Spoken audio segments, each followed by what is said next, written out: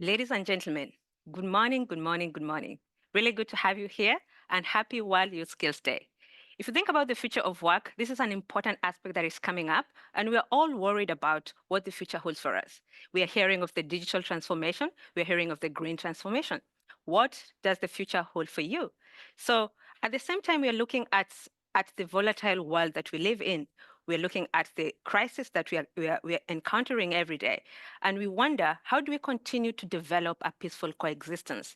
So today, we are going to celebrate World Youth Skills Day, and the theme is Youth Skills for Peace and Sustainable Development. We are going to explore some opportunities and challenges within this topic, and at the same time, we want to engage, inspire, and empower you.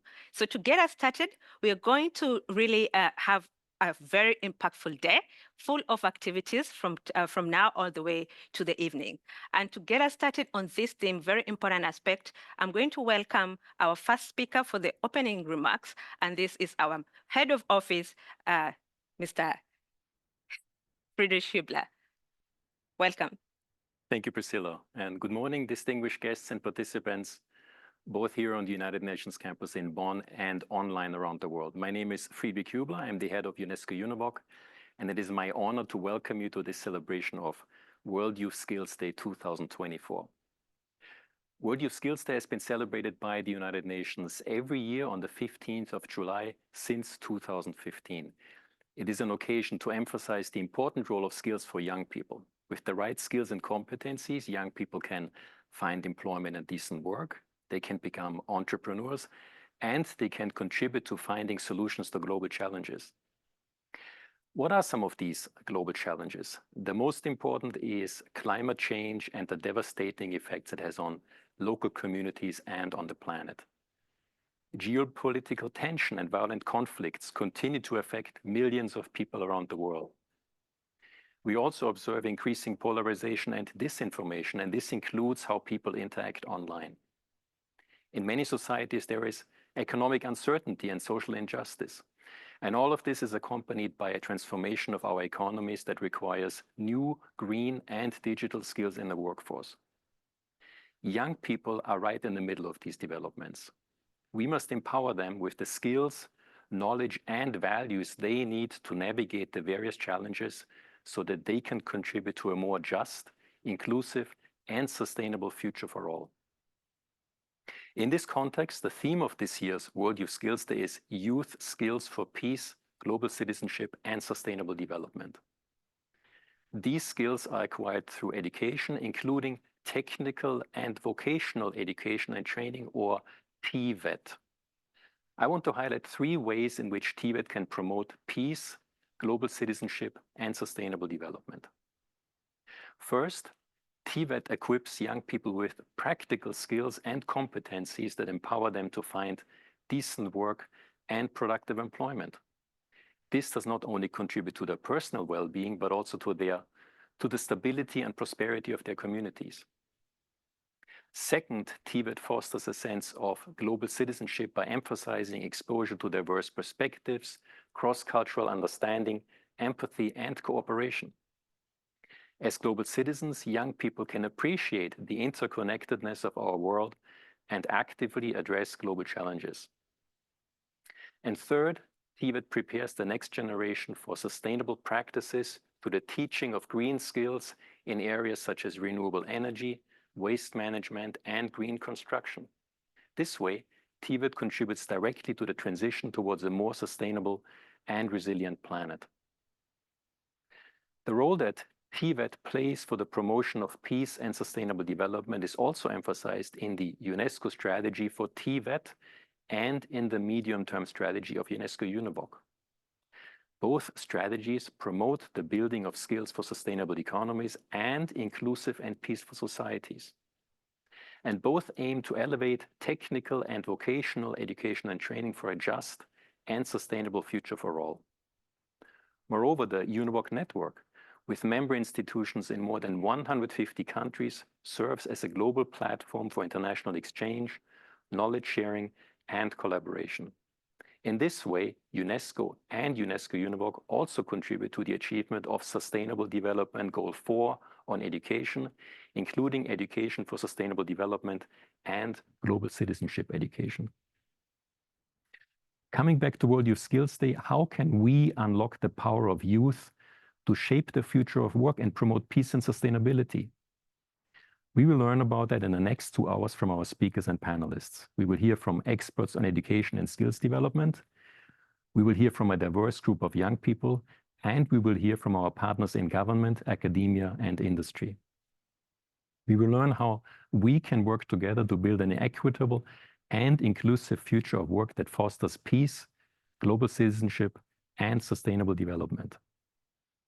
To conclude, I would like to thank our guests and our partners for participating in this event. I would also like to thank you in the audience for joining us today. And I would like to thank my colleagues from UNESCO-UNEVOC who put a lot of efforts into preparing for this day. Thank you all, and let us make this a memorable and impactful World Youth Skills Day. Thank you so much, Mr. Friedrich, for those remarkable words. And really, in fact, TVET can play an important role in developing peace, global citizenship, as well as sustainable development. And next, we're going to hear from Mr. Niels Knudsen. Mr. Niels Knudsen is the Chief of External Relations and Communications Section at the United Nations Volunteers. Welcome, Mr. Niels. Thank you so much, Priscilla, and very good morning, afternoon, or evening, depending on where listeners and everybody who's joined this great event is connecting from. And very happy to join you on this crucial day, World Youth Skills Day. So as Friedrich also mentioned, as we navigate the sort of increasingly complex set of global issues that ranges from climate change and environmental degradation to rising inequalities, from, as we see across the world, public crisis to rising social injustices.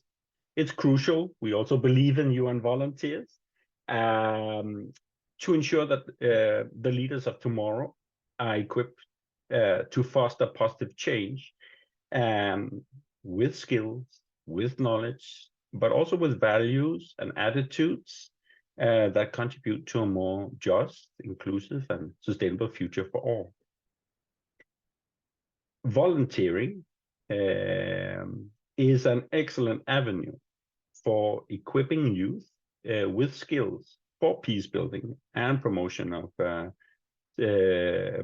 sustainable development practices for several reasons. First, volunteering, as was also mentioned earlier, exposes young people to diverse perspectives and cultures. So it encourages really crucial dimensions of collaboration in terms of empathy, respect for diversity, and a deeper understanding of global challenges. And these experiences help shape informed and compassionate global citizens. Secondly, when youth engage in volunteer service, as volunteer activities at community level, for example, they strengthen participation in general. They become stakeholders also in local development and contribute to decision-making processes, and thereby also take ownership of a positive pathway of change.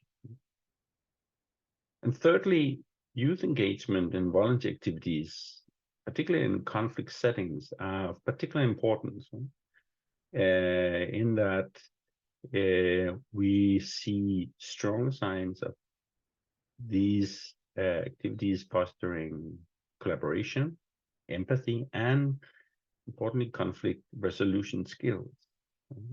When young people work together across cultural, religious, and social boundaries, they build bridges, and promote the understanding that is essential pillars for peace-building processes.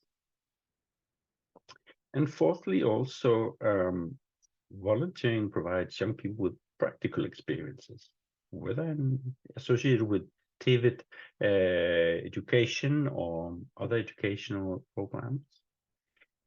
So fostering practical experiences in addressing global issues. This was mentioned by Friedrich, poverty, inequality, climate change. And through this participation, get real-life experience of the interconnectedness of many of the challenges. No one SDG is addressed in solitude. There's myriads of connectivities between challenges at the community level across sectors.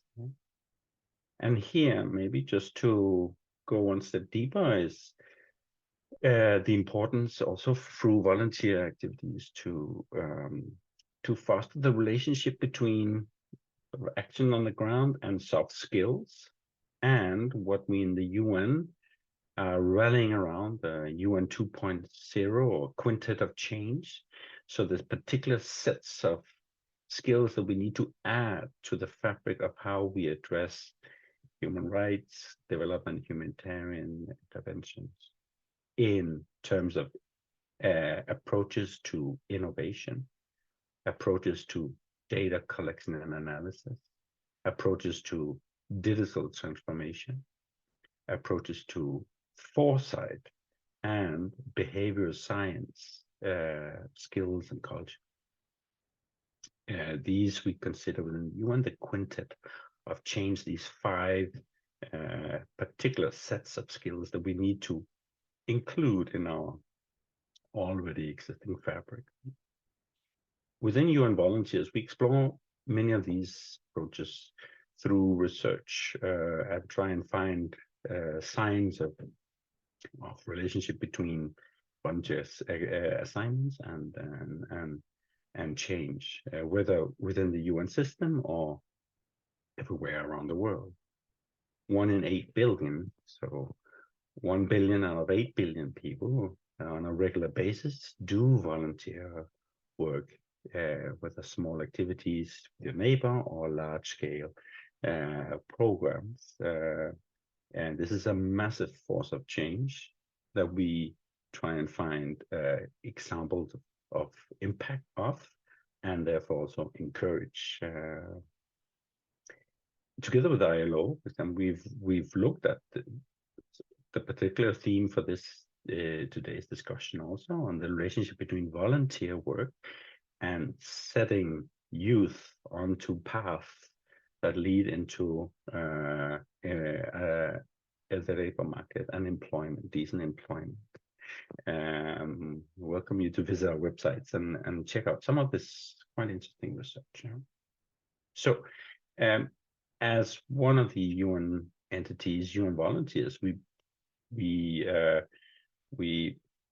support the UN system across the globe with talent, whether young, whether experienced, whether retirees in volunteer assignments. Last year we had approximately 13,000 assignments covering 56 UN entities with almost 180 different nationalities across the globe. So looking at going forward in terms of the message here is really to encourage all of you, whether institutions or individuals, to explore the combination of volunteering with the path that you want to pursue in your life, also in terms of employment. That it can, in fact, be a very, very important stepping stone in your future employment. And for policymakers and institutions that are also around the table today, to exactly build in components of volunteering that can introduce both practical experiences to what is being taught, but also to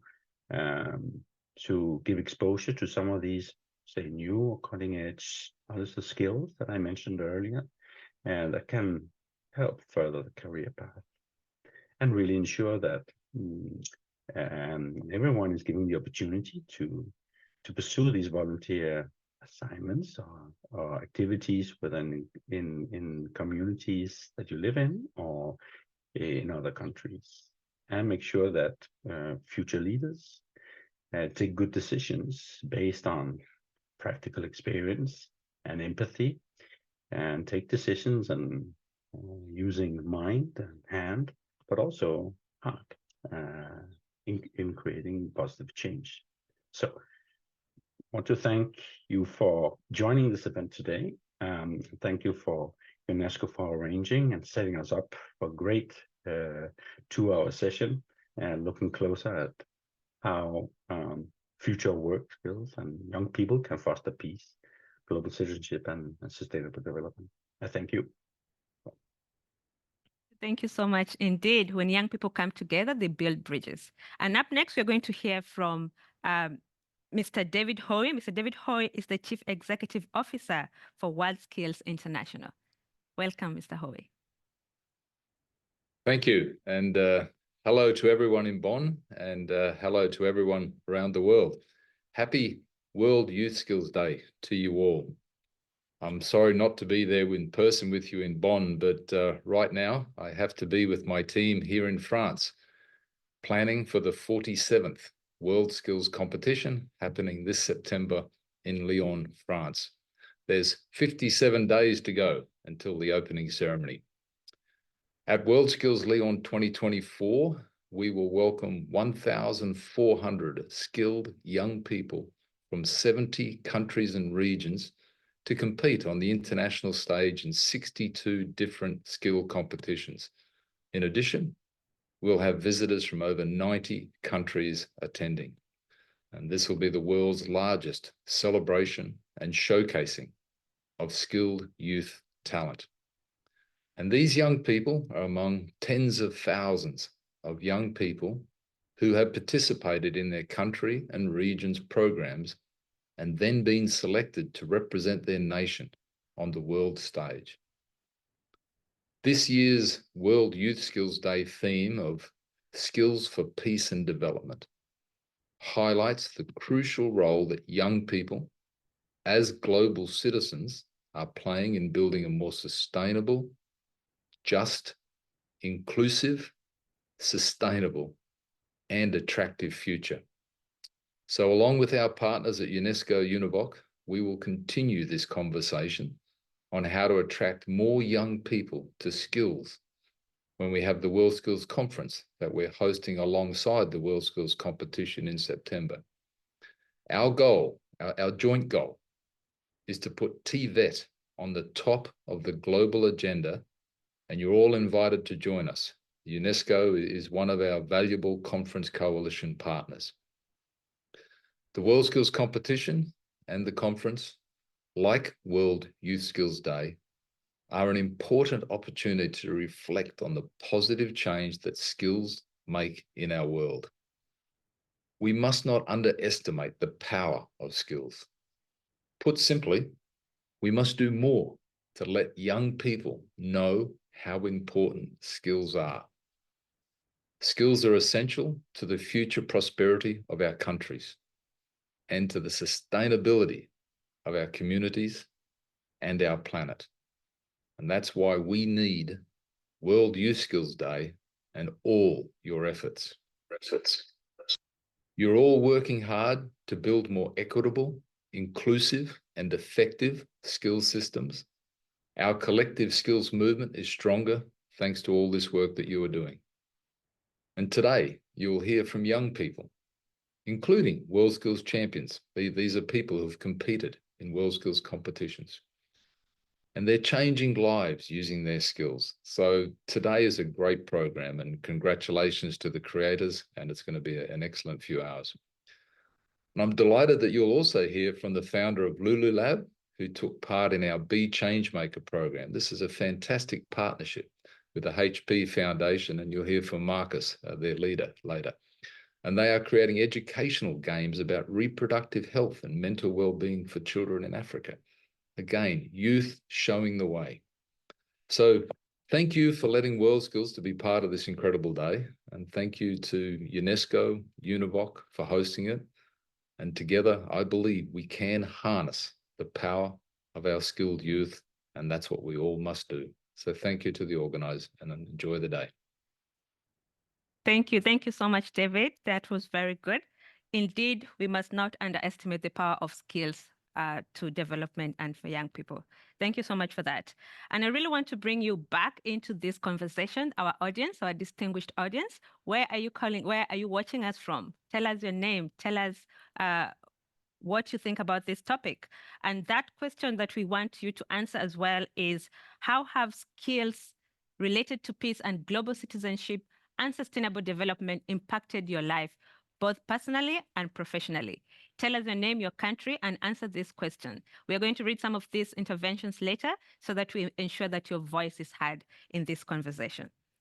And just quickly moving on to our impulse talks, I think the opening remarks have really laid a foundation of this topic, and we now understand what we are talking about. But really, to get us into the data and the nitty-gritties of this, I'm going to invite our first impulse talk speaker, who is Mr. Efrem Bycer. Mr. Efrem Bycer is the member of the LinkedIn Global Policy Partnership team, where he leads sustainability and workforce policy partnership. He's going to talk about the influences and predictions of work. Welcome, Mr. Efrem.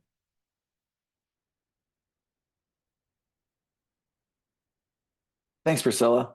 And real gratitude to you and the UNESCO team for inviting me to be here today. Happy World Youth Skills Day, everyone.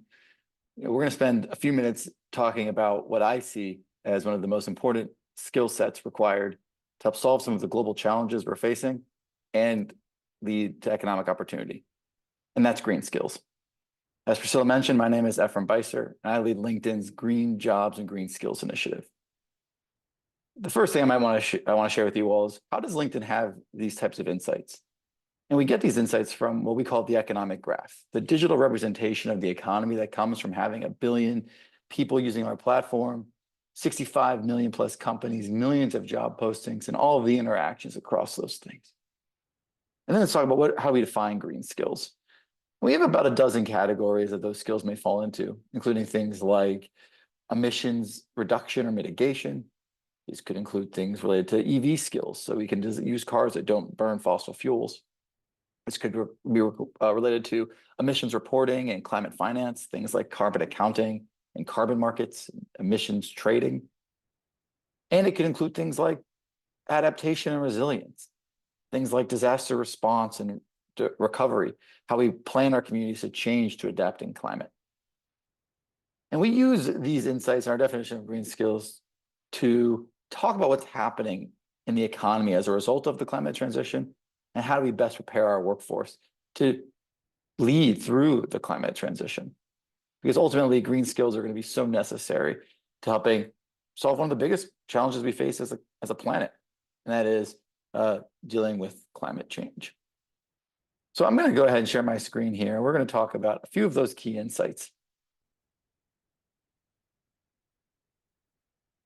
And I think from the get-go, it's important to talk about what we see from our green skills report that came out last year. And that top finding is that only 1 in 8 workers has at least one green skill. When we think about a challenge that requires a whole of economy transition, 1 in 8 is not going to cut it. We have to accelerate green talent development. But as I said, this is not just something around solving and fighting climate change. This also is a huge economic opportunity. And while we're really excited to see that the growth of green skills is moving in the right direction and accelerating, what we also see is great acceleration in demand for green skills. In fact, the acceleration in demand for green skills is twice as fast as the growth in supply. And that presents a few interesting challenges. In particular, what is it about companies why they're demanding green skills? And there's a few things that we see. One, these companies are putting in place climate targets that matter to their employees and their customers and the planet, and to governments that may regulate them. And so they need to have a workforce that can help them achieve those targets. That could be around product circularity. That could be around the emissions from their manufacturing. It could be how they work with their suppliers to reduce scope 3 emissions, the emissions in their supply chain. But we see how this translates is workers with green skills, regardless of their title, end up being in higher demand than workers who don't have green skills. And that's the stat we see here, where the LinkedIn hiring rate is significantly higher for workers with green skills than workers who don't have them. When we think about what this means for Gen Z workers, we see a couple interesting stats. The first is that only 1 in 20 Gen Z workers has at least one green skill on their profile. And we think that's a big risk considering how many more workers we need to have green skills, and that this workforce is going to be such a big part just of the general workforce in just a few years. When we think about how climate is a risk and opportunity for employers, we need as many workers as possible to have these skills. However, when I think about this, I actually think about the opportunity here, which is that over 3 out of 5 workers, so 63% of Gen Z workers, want to spend time their job working on fighting climate change. And even more than that, 78% of Gen Z workers believe that they can learn the green skills they need to drive the impact they care about. And to me, that says we as a society, as employers, as educators, need to figure out how to help expose them to these skills. We have to do a better job connecting the curriculum in our education and training programs to how that actually can be drive impact through work. So for TVET programs, a couple of things I think are really important. One, making sure that you have dedicated programs for those new green jobs, but also ensuring that for all programs, you're connecting the dots between how it is that this job can contributes to or can accelerate the climate transition. But an important finding, and one of the things that matters because we can take this green skills view, is we can see how all jobs are changing. We can see how green skills are relevant to all jobs. We know that between 2015 and 2030, we're going to see massive change in the skills required for any job. On average, we expect to see about 65% skills turnover. And green skills are going to make up a large percentage of those new required skills for any job. Many of those jobs might not strike us as obviously green. You can see here some of the titles that show up. One of the things I've been thinking a lot about is, what's the relationship between AI, energy demand, and carbon emissions? And obviously, this is a conversation that is very much front and center. But if we break down just the types of jobs that contribute to and it can reduce the emissions of AI, that shows a really good example. For example, if we look at the workers that go into designing and building data centers, we're thinking about architects, engineers. Those are jobs we don't strike as obviously green, but if they can design these buildings and systems to be less energy intensive, to maybe use less water for cooling, to think about new materials in the cement and steel and how they could design those with more environmentally conscious materials or processes in mind, that's a huge step in the right direction. Now, once that data center is built, we have to manage that and operate that data center. We can think about all of the workers who are involved in that, whether that comes down to actually working at the data center or working at an energy utility, who's going to have to power that data center, how they have to think differently about the demands on the grid by having that data center there. And lastly, we can think about the software engineers who actually write code. How might they think about writing code that is more energy efficient, ultimately requires least less emissions, in part because those utility workers are ensuring that we can get that data center powered by 100% renewable energy. In that, when we run through that example, those are all jobs that exist today. And many of those jobs have to be done differently, and they have to be using green skills. And I just can't stress this point enough as we wrap up here to say that if we want to solve the climate crisis, we need as many workers as possible with the skills to contribute to fighting climate change. And I would say, if we were to add to this sentence, the green skills are going to be essential to connecting workers to opportunity, to dealing and reducing some of the inequalities and gender disparities that we've seen across the economy. And that green skills present a real opportunity to address those challenges and help get more workers connected to economic opportunity. This is going to be a conversation we're going to hear a lot more experts discuss today. And I'm excited for the rest of the conversations we're going to see during this session. Thanks so much. Thank you so much, Mr. Bycer, for that. Very insightful. And the question for me, for you that I have is, do you have a green skill? What do you think about the future of work on these green skills?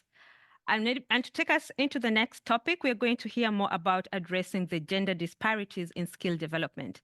And I'm pleased to welcome Ms. Priyardashani. Ms. Priyardashani is the Senior Project Officer for the UNESCO Global Education Monitoring Report team. Welcome.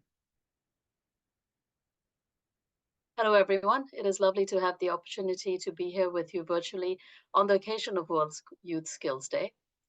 My name is Dr. Priyardashani, and I'm a Senior Research Officer at the Global Education Monitoring Report, UNESCO. The GEM report has the global mandate to monitor progress on the Global Education Goal, SDG 4. We have been assessing global education achievements and challenges for the past 20 years.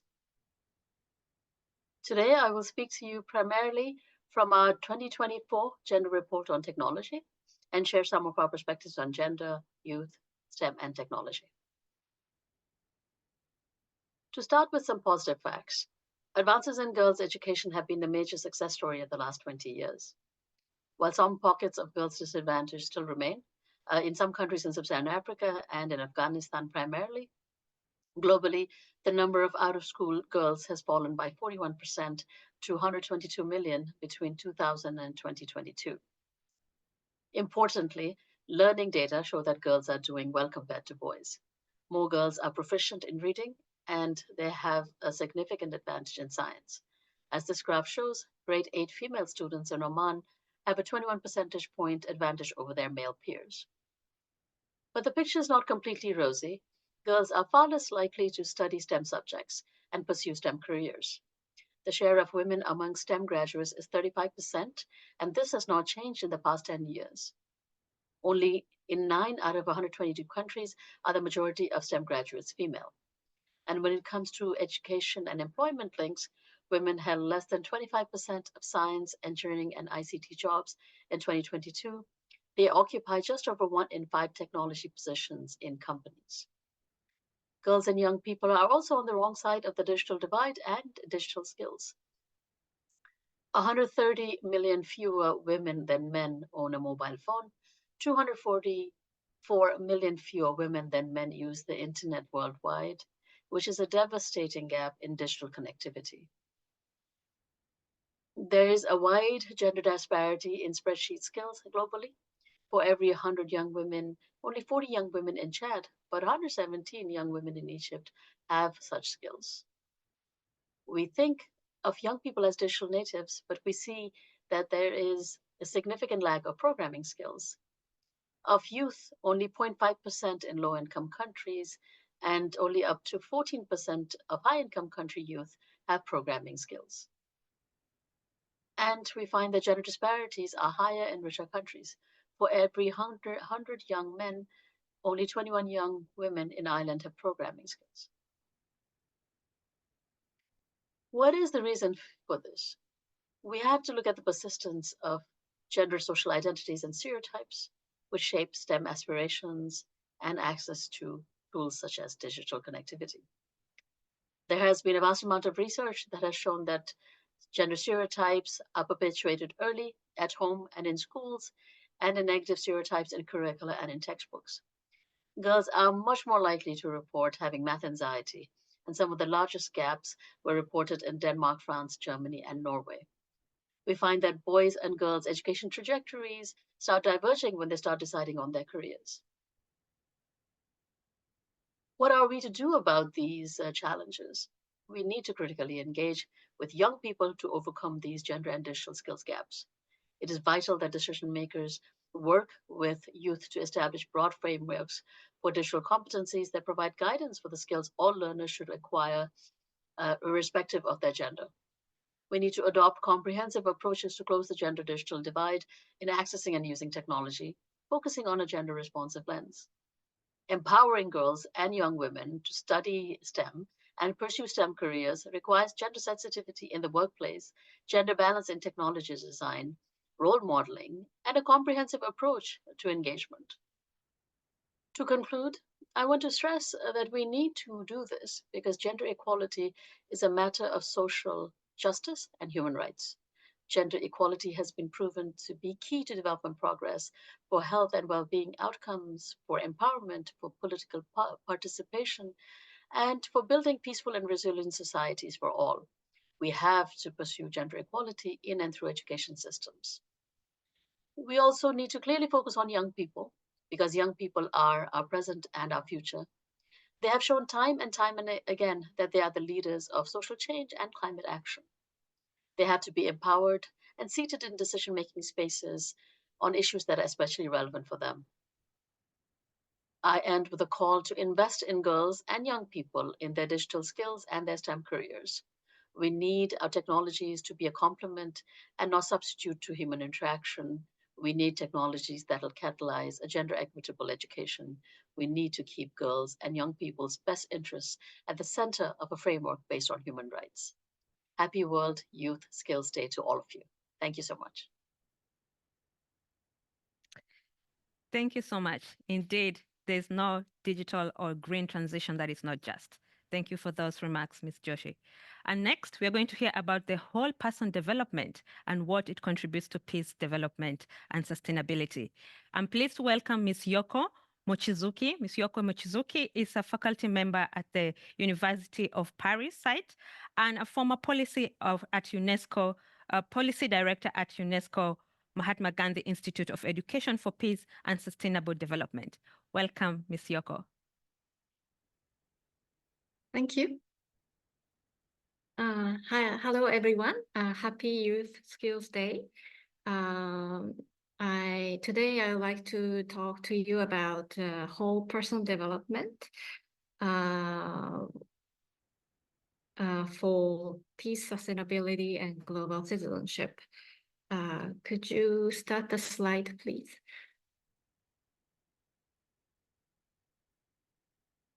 Next, please.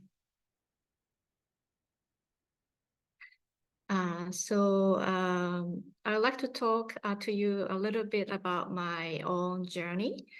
I joined the UNESCO Paris section of Education for Sustainable Development in 2011, right after, if you remember, the big earthquake in Japan in 2011. And in 2012, in preparation for the UN conference on sustainable development, which is commonly known as Rio +20, I developed this brochure, ESD plus TVET, Education for Sustainable Development and Technical and Vocational Education and Training, and advocate for promoting skills for sustainable development. And this was before the SDGs, Sustainable Development Goals, were adopted. And as you might know, in 2015, ESD and global citizenship education were enshrined in SDG target 4.7. In today's talk, the main question I'm asking is, how can ESD, GCED, and intercultural dialogue contribute to fostering a culture of sustainability and peace among youth? And what's the role of TVET in this? Next, please. And this is the figure I developed in 2012, so 12 years ago, thinking about skills for sustainable development. And it's skills for world of life, personal skills, and world of work, professional. And I had problem solving, innovations on one hand, and citizenship on the other. And this was before SDGs and before UNESCO started talking about global citizenship education. But I can see that this diagram can still capture a lot of skills we are talking about.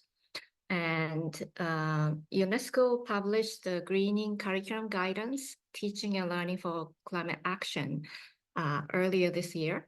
And in that, they are talking about green life skills In this diagram, you can see life skills education in the left-hand side, upper left-hand side. And now green life skills include empathy, reasoning, evidence-based decision-making, and effective communication. So what happened during these 12 years after I developed this is an emphasis on, much more emphasis on social and emotional skills. And also, as I mentioned earlier, in terms of citizenship, much more emphasis on developing global citizenship. Next, please. And also another major development is increasing awareness about climate crisis, as all the previous speakers mentioned. And as you might recall, last summer 2023 was a summer of records. July 2023 was the hottest month ever recorded on Earth.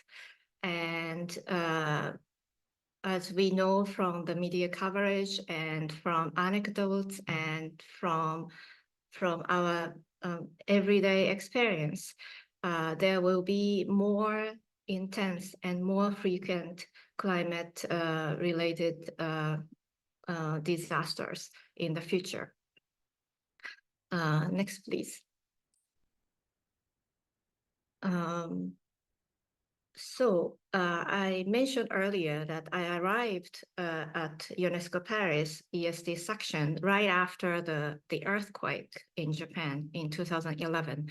It was actually not just the earthquake, it was often referred to as the triple disaster, earthquake, tsunami, and the Fukushima nuclear disaster. And maybe some of you young people or too young to remember this, but the kind of resilience Japanese communities have shown after this disaster, it really inspired people in the world. And so this graph, this captures relationships of the level of individualism with various sustainability indices, such as income inequality, drug use, mental illness, teenage pregnancy and birth, crime, and ecological footprint. And this shows that as a country becomes more individualistic, meaning placing more emphasis on personal achievement and individual material acquisition as an indicator and a predictor of happiness and well-being, there is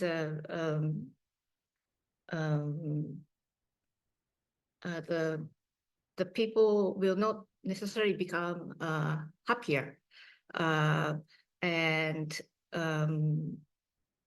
so individualism and unsustainability indices are correlated. Of course, this doesn't always capture causality, but I want us to ask deeper questions. Is cultivating 21st century skills or green skills, is it a solution to the climate crisis in our climate change world, where more frequent and more intense weather events will hit us? And is individual skilling the key to enhancing individual and collective well-being? And these graphs capture that maybe, of course, the power of skills, that's crucial. We need technical solutions to the climate change, both mitigation and adaptation, but is skilling, individual skilling, is that the key to well-being? Next, please. So whole person development, yes, it's not just about human capital formation for green and digital transitions. That's clear. We need a whole set of different kinds of skills, but is Sustainable Development Goal 4.7, ESD, Global Citizenship Education, and Intercultural Dialogue. These are ultimately about transforming how we relate to each other as human beings and to nature, the ecosystems that support our livelihoods and our lives. And this is essentially about changing our mode of being to enhance well-being. So we need to talk of not just individual skills acquisition and personal achievement. This is an independent mode of being in the world, but more of connection, relationships, and interdependent mode of being in the world. Next, please. Next, please. So I think maybe 10 years ago, I would be ending my presentation by exhorting young people to become change agents, to become to change makers, and to navigate this world with skill sets and coping with and dealing with and solving problems creatively and responsibly. And I still believe in this message, but also I want us to deeply reflect on how we can reimagine education, TVET, and in the 21st century. So I want to end with a set of questions from a fascinating book titled An Interdependent Approach to Happiness and Well-Being. This is an open access book. So if you like to see more evidence, data, and research from cultural psychology and other disciplines on this, I highly recommend you to read this.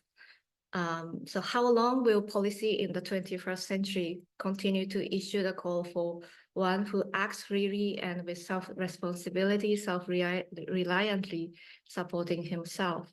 How long will it still be meaningful to measure happiness according to questions like, I am satisfied with my life and I have acquired the things I want in life?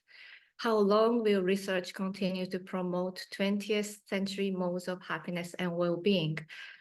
So I would like to end with these profound questions, both for policymakers and young people and UNESCO colleagues. Thank you very much. Thank you. Thank you so much for the profound questions. Indeed, we need to ponder and think about impactful actions that we need to take to really solve these issues. Thank you so much, Ms. Yoko, for that intervention. Highly appreciated. And really, as we're collecting the questions, we had asked you to tell us about what peace and global citizenship skills have impacted in your life professionally and, of course, personally. And just to take us next to the next stage, we are going to look at the survey results. We had asked the young people to tell us about their perspectives and insights regarding this topic, which is about peace, global citizenship, and sustainable development. And this is what the young people told us.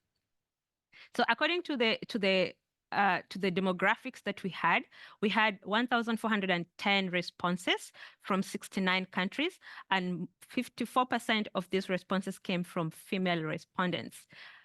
If you look at the current status, a lot of them showed that they are currently studying or in training, which is about 68%, and showing that we still have a good number of recent graduates and recent graduates who are employed and those who are unemployed, coming to around 14%. And so if we look at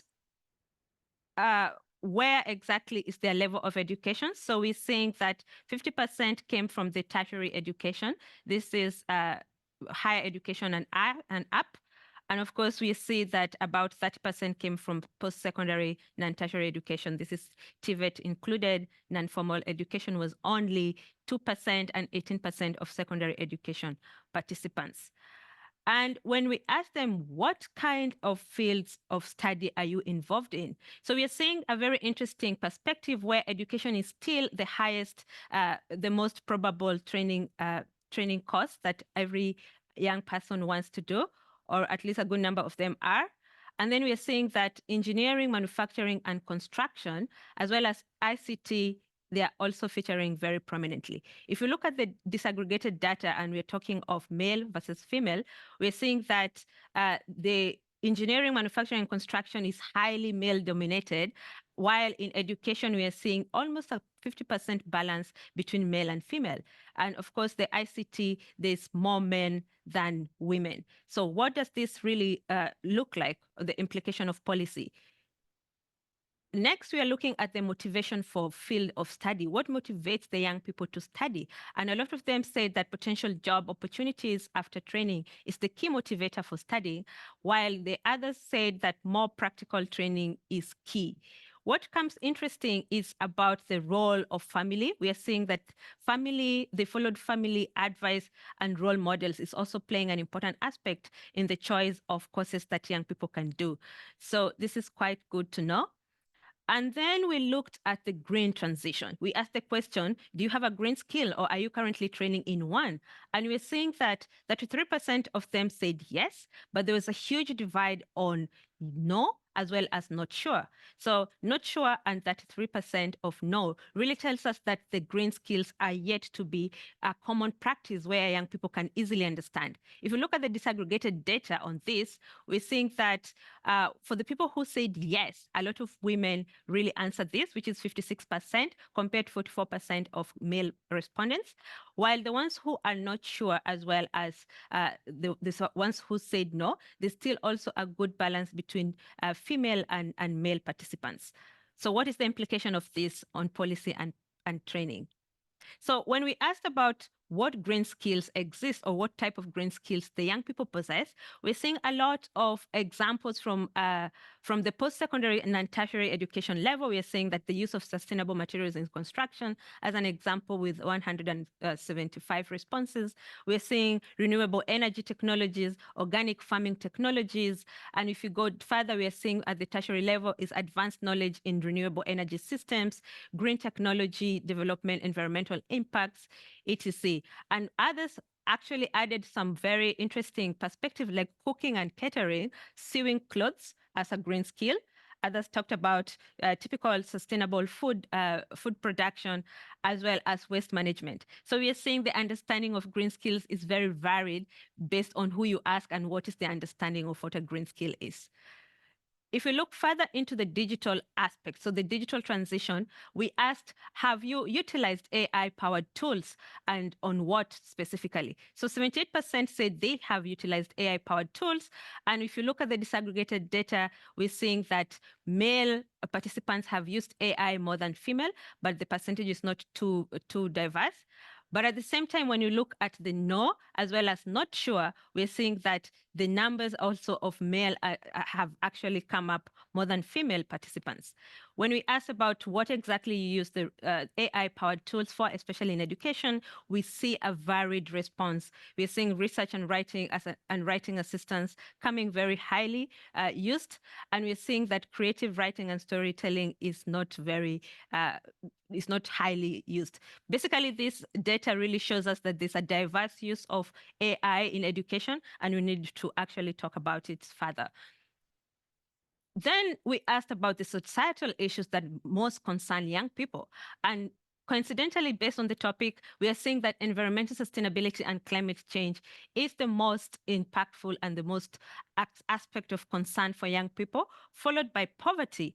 And then we are seeing conflict and violence featuring there, as well as crime and safety. So this is very impactful and very insightful to understand what young people are thinking about as the most issues of concern. So when we asked about how do you feel safe, do you feel safe in your community? And we think that there's a relatively safe environment. A lot of people said they feel very safe. But when we asked, the ones who feel very unsafe came from these countries that you see on the screen. We can just look at Benin, we are looking at Congo, Albania, we are looking at Mauritius, Pakistan, Philippines, Poland, South Africa, Uzbekistan, Zambia, Zimbabwe. These are the countries that showed that they feel very unsafe and also unsafe as well. And then we look at the rating. So from this, are the male or the female participants feeling safe or unsafe? But we're seeing that if you look at the ones who said extremely not safe, it's the female participants who don't feel extremely safe, as well as when you look at the respondents from not safe, it's also the female participants, and all the other passes, we are seeing female participants are feeling not safe. So what do we do about this as policymakers? So the effects of peace and stability to learning. A lot of respondents say that the lack of peace really affects their training and education. And this is a contradiction to what we see in the previous slide, where there's a relative understanding of safety. And yet they say that a good number, they strongly agree that it really affects almost 50% feel that it affects their training and education. So there's this understanding to see what is the difference between this, the aspect of feeling safe, as well as the perceived safety notion that young people are experiencing. So we look at the other aspect, we see that 45% say peace competencies are something or they are never incorporated in their curriculum. So still a good number of people see that there's a lot of need to incorporate peace competencies in their curriculum. And then when we look at the most relevant and important peace competencies, collaboration and teamwork was the first one that was highly listed, as well as open-mindedness and perspective taking, and followed by critical thinking. We're seeing that if you look at the disaggregated data, that female participants highlighted this more than the male participants. So what is that in terms of the collaboration that we need to do, in terms of engaging more open-minded perspective-taking topics, as well as critical thinking? What can we do about these topics? Then we look at the importance of integrating these skills in training. And we are looking and seeing that peace and harmony was actually very well covered. So number one, they talked about transversal skills that are very important to integrate into the training and their development, followed by peace and harmony, which is very interesting insight. And then digital technologies come third. So young people value peace and harmony before digital technologies. Then we look at, have you received any formal training on developing social emotional learning? As we've heard from our presenter, Yoko, social emotional learning is an aspect that is coming up as part of the transversal skills. And a lot of young people said, yes, 44% said yes, they have received formal training, while 43% have not. So there's a huge divide here on those who have received versus those who have not received any formal learning. And what exactly is peace is social emotional learning skills. So we look at the skills of self-awareness, self-management, social awareness, relationship skills, as well as responsible decision-making. And we're seeing that a lot of young people say that they have a good understanding, almost excellent understanding of these topics. So we look at the major barriers in developing competences for peace, global citizenship, and sustainable development. So what are the barriers? So a lot of respondents who are female, they talked about lack of resources. We had many responses about cultural barriers and basic skills. And some of the examples of the responses we got, because this was an open-ended question, we're seeing that cultural difference is an aspect. There's access to resources and inability to break traditional mindset. Then we're looking at time is the biggest challenge to juggle, as there are sometimes too many things that need to be accomplished and only a short amount of time to fulfill them. Then we hear about unemployment and unfair justice systems, lack of education, poverty, and employment. So this is quite interesting to understand that the major barriers that both male and female can be categorized into these three major brackets of lack of resources, cultural barriers, as well as basic skills. So policymakers, what can we do about these challenges that young people are facing? And then we look at global citizenship and sustainable development. Is there a good understanding? And coincidentally, a lot of young people said they have a fair, good, almost excellent understanding of global issues, which is covering global issues like respect for diversity, upholding human rights, promoting sustainable development. So there's a general understanding of global citizenship concept.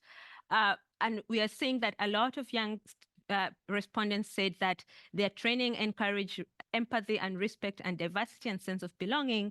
We're seeing a good number of which more than 50% say that they have good understanding of climate change and environmental sustainability. And many, around 43%, feel that the training programs help them develop critical thinking that is necessary for global challenges and tackling issues like climate change, poverty, and inequality. So with this, we wanted to know more about inclusion and diversity. So that the learning institutions that they participate in take measures to ensure gender equality and inclusivity. So we're saying that only 27% agree that they have understanding of this, but 44% also agree, 23% they are not too sure. But if you look on the other side and we're seeing, are there any initiatives in your institutions aimed at reaching marginalized groups? So a lot of young people would say, 53% would say, yes, there are initiatives that are focused on these marginalized groups, which obviously tells us that there's a good understanding of inclusion and diversity of issues. But then when we ask about your involvement in projects and activities addressing global citizenship, which includes social, political, and economic aspect of it, we are seeing 68% saying that they are not involved in any activities, which is quite interesting because they have a good understanding of global citizenship. They have seen the schools having programs that promote global citizenship, and yet 68% are not involved in any activities. For those who are involved in activities relating to global citizenship, we asked them, which activities are these? And these are the examples that they pointed out, which is environmental clubs. We're seeing youth cultural events, bike clubs, volunteering with international organizations, youth for sustainable agriculture projects, and we're seeing Project Greta, which is the greening and revitalizing the environment through tree planting and activities. So this is quite interesting that there's this divergence in aspects that 68% still have no idea what is their implication on the activities of peace and global citizenship. So we went further to disaggregate this, and we saw that a lot of those who participate in activities that promote peace, global citizenship, and sustainable development are involved in volunteering, which is quite interesting for I think, our UNV colleague who started with the opening remarks. And we're seeing community service as also an important aspect. And when you look at the gender aspect, we're still seeing that a lot of female are more involved in activities than male respondents. What is interesting, though, on this slide is that none of the above was featuring very prominently, that a lot of young people, consistent with the previous slide, they're not doing any activities to promote this topic. So why is it important to really have this involvement in global citizenship and activities that promote this for young people? So the ones who participated, they said, after participating in volunteering environmental cleanup work, I learned about solidarity, cooperation, and responsibility. And the other one said, I have come to understand that the change we want to see in the world will not be instant. It will take years of intentionality and innovative development to get there. So change starts from you. Take action, get involved in an activity with your community. So I think that is the topic there. And then we asked about youth motivation to be agents of change. What motivates young people to be agents of change? And you can see from this slide that they talk about a sense of hope for a better future. They talk about climate change is a motivator, friends and family. My poor background motivates taking action. Being human, I guess, that is quite interesting. Desire for justice for all, cyberbullying and hate speech. I want to make a difference. My role model and initiatives at school, So to have a peaceful community. So these are some of the reasons that really promote change, young people to be agents of change. What is yours? I'm really curious to know. And then about youth agency and representation, we asked, do you feel your voice is heard or perspectives are valued and considered in your learning? And we're seeing that 47% agree that their voices are heard and 25% actually say yes. So I think this slide really shows us that we have moved positively into allowing young people to participate and have their voices heard. And then we asked them, are they allowed to lead or contribute in learning and training and decision-making processes? And we're seeing 74% agreeing that they are involved in leadership positions and opportunities to lead.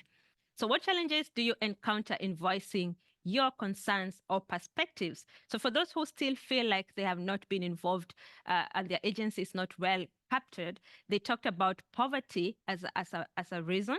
So no one listens or cares.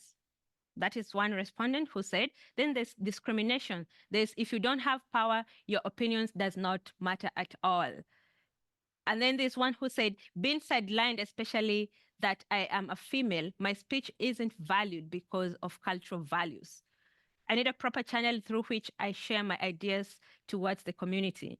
And then someone said, fear of being misunderstood or misinterpreted. And we hear that there's lack of confidence as well as motivators of the challenges that young people face.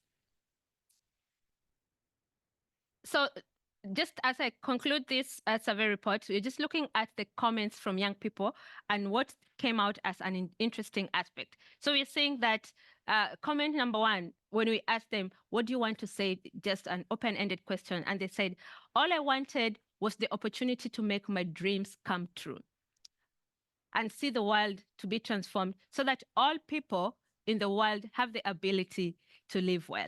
The one said, like, remember, every small action counts and collective efforts can lead to significant positive impacts. And then someone said, thank you. I hope that my voice will be heard. And indeed, we hope that the voice is going to be heard in this conversation.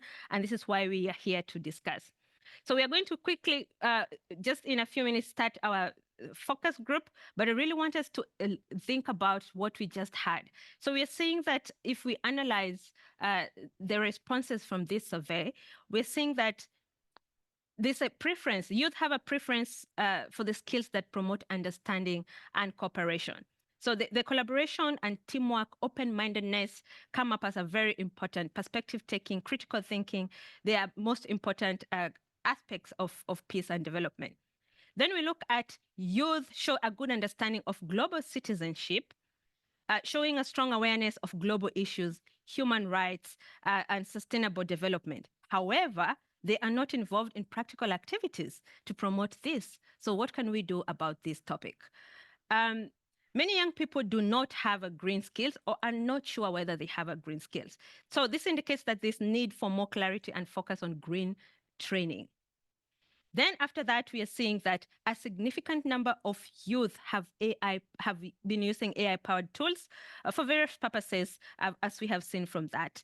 But then we are seeing that this is an important aspect that we must address the gender disparity in green skills, as we have seen from the different discussions that have happened here, as well as the digital divide that has actually been highlighted in the survey. There's an issue of lack of resources as a barrier. So how do we increase resource availability, especially for green skills and the regions that significantly face environmental challenges? And we need to encourage more young people to participate in community projects, as well as we need to collaborate better with industries, partners, to provide apprenticeship and practical training opportunities for green skills and opportunities for future of work. So that is the summary of the survey report. And before we go to the next session, which is going to be talking to the young people to tell us about their perspective further, let's hear about what the other people had to say on the TVET Youth Voices.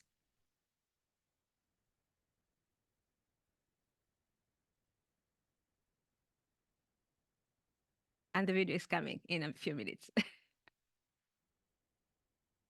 فارس إسلام فارس إعدادية التنمية الزراعية المختلطة قسم الزراعة. My name is Mustafa Khan Abdul Razzaq. I work as a civil engineer in the Nouri Mosque complex. يعرب يونس محمود. إعدادية نينوى المهنية قسم بناء. يحل السلام عندما يعيش الجميع دون خوف أو تهديد بالعنف. من أجل السلام والمواطنة العالمية يجب خلق بيئة متعددة الثقافات ويجب نقل هذه الرسالة إلى الجيل القادم. بالمحافظة على الثقافة والوعي العام.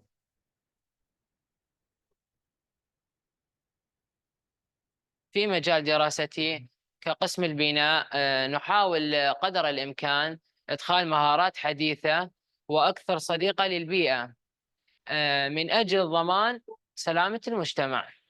In my field study, we try to use sustainable materials and methods and eco-friendly materials and techniques to preserve the environment, as we are trying to preserve the feel of the environment and the greenery around the city.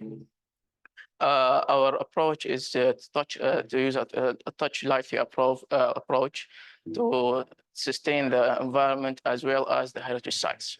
كطالب في ضمن اختصاصاتي الزراعية أشجع المجتمع على التشجير والوعي الذاتي بتقليل رمي النفايات لأنها تسبب التلوث البيئي.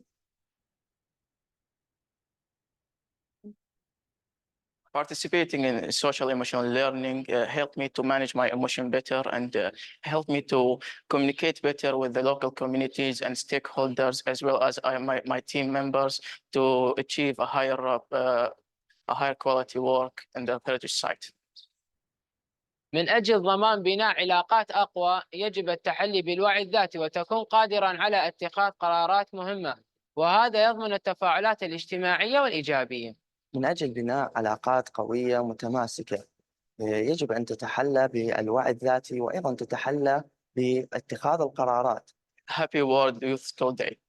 Happy World Youth Skills Day. Happy World Youth Skills Day. Indeed, Happy World Youth Skills Day. I'm now joined by a team of young people on studio. I think you can see them. How are you feeling? Doing great. Doing great? Feeling good? It's your day. This is your day, so you should be very happy, yeah? So I'm going to just do a quick introduction. So we have Mr. Florian Zimmer. Florian Zimmer is the Youth Champion 2023 ICT Skills in Germany. He completed an apprenticeship as a consultant for integrated systems at BWI GmbH. And then since then, he has been working as an associate systems engineer in the same company. Welcome, Florian. Thank you very much. Yeah.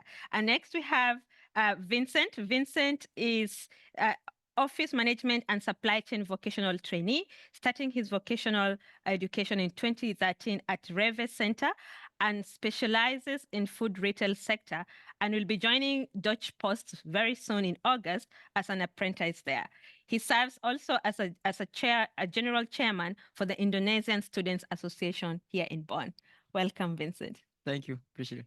And next to me is Miss Sophie. Sophie is a bronze medal winner in the Future Skills for Robot Systems Integration at the World Skills 2019.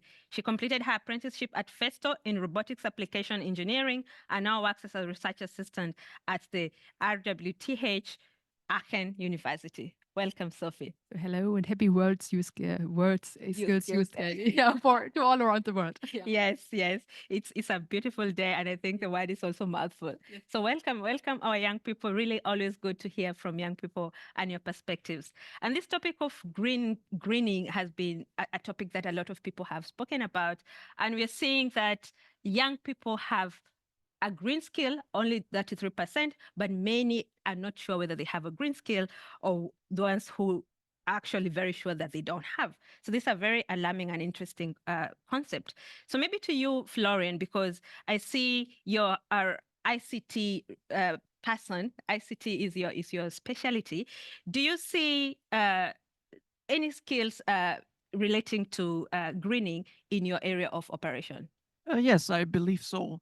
I myself, in the response to the green transition, have focused on enhancing my abilities in the sustainable technologies.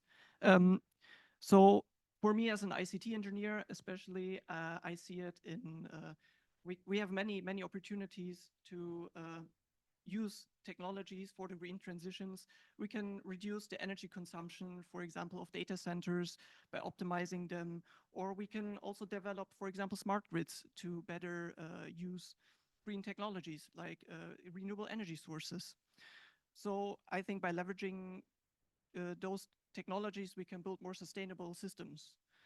But I do not really feel prepared for the changes that are coming because, to be honest, I can't predict them, especially like the transitions in the job market.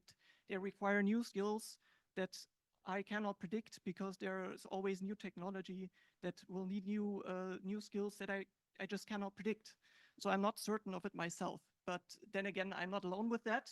I think every field and every profession has those and will need to contribute to the green transition for us to have any chance of success. So I think this is more of a challenge we have to face together and solve together. Absolutely. That is very good for you to say. We don't have any visibility on the future, but they always talk about opportunity finds a prepared man. Do you have any way that you're preparing yourself to this evolving landscape of work? Are there any resources that you're using to be ready? Yes, as I've already mentioned, I don't really feel prepared for it myself, but I do try to prepare for it by using things like webinars, tech forums, to just keep my skills sharp. And but like for example, as I like to stay up to date with the latest technology and also continuously learn new skills, so skills that are relevant to my field.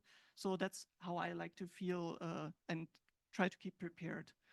Also, networking with industry professionals and visiting tech events also helps me to stay ahead and keep up to date with new technologies. What I also like to do in my spare time is to just experiment and try out new technologies.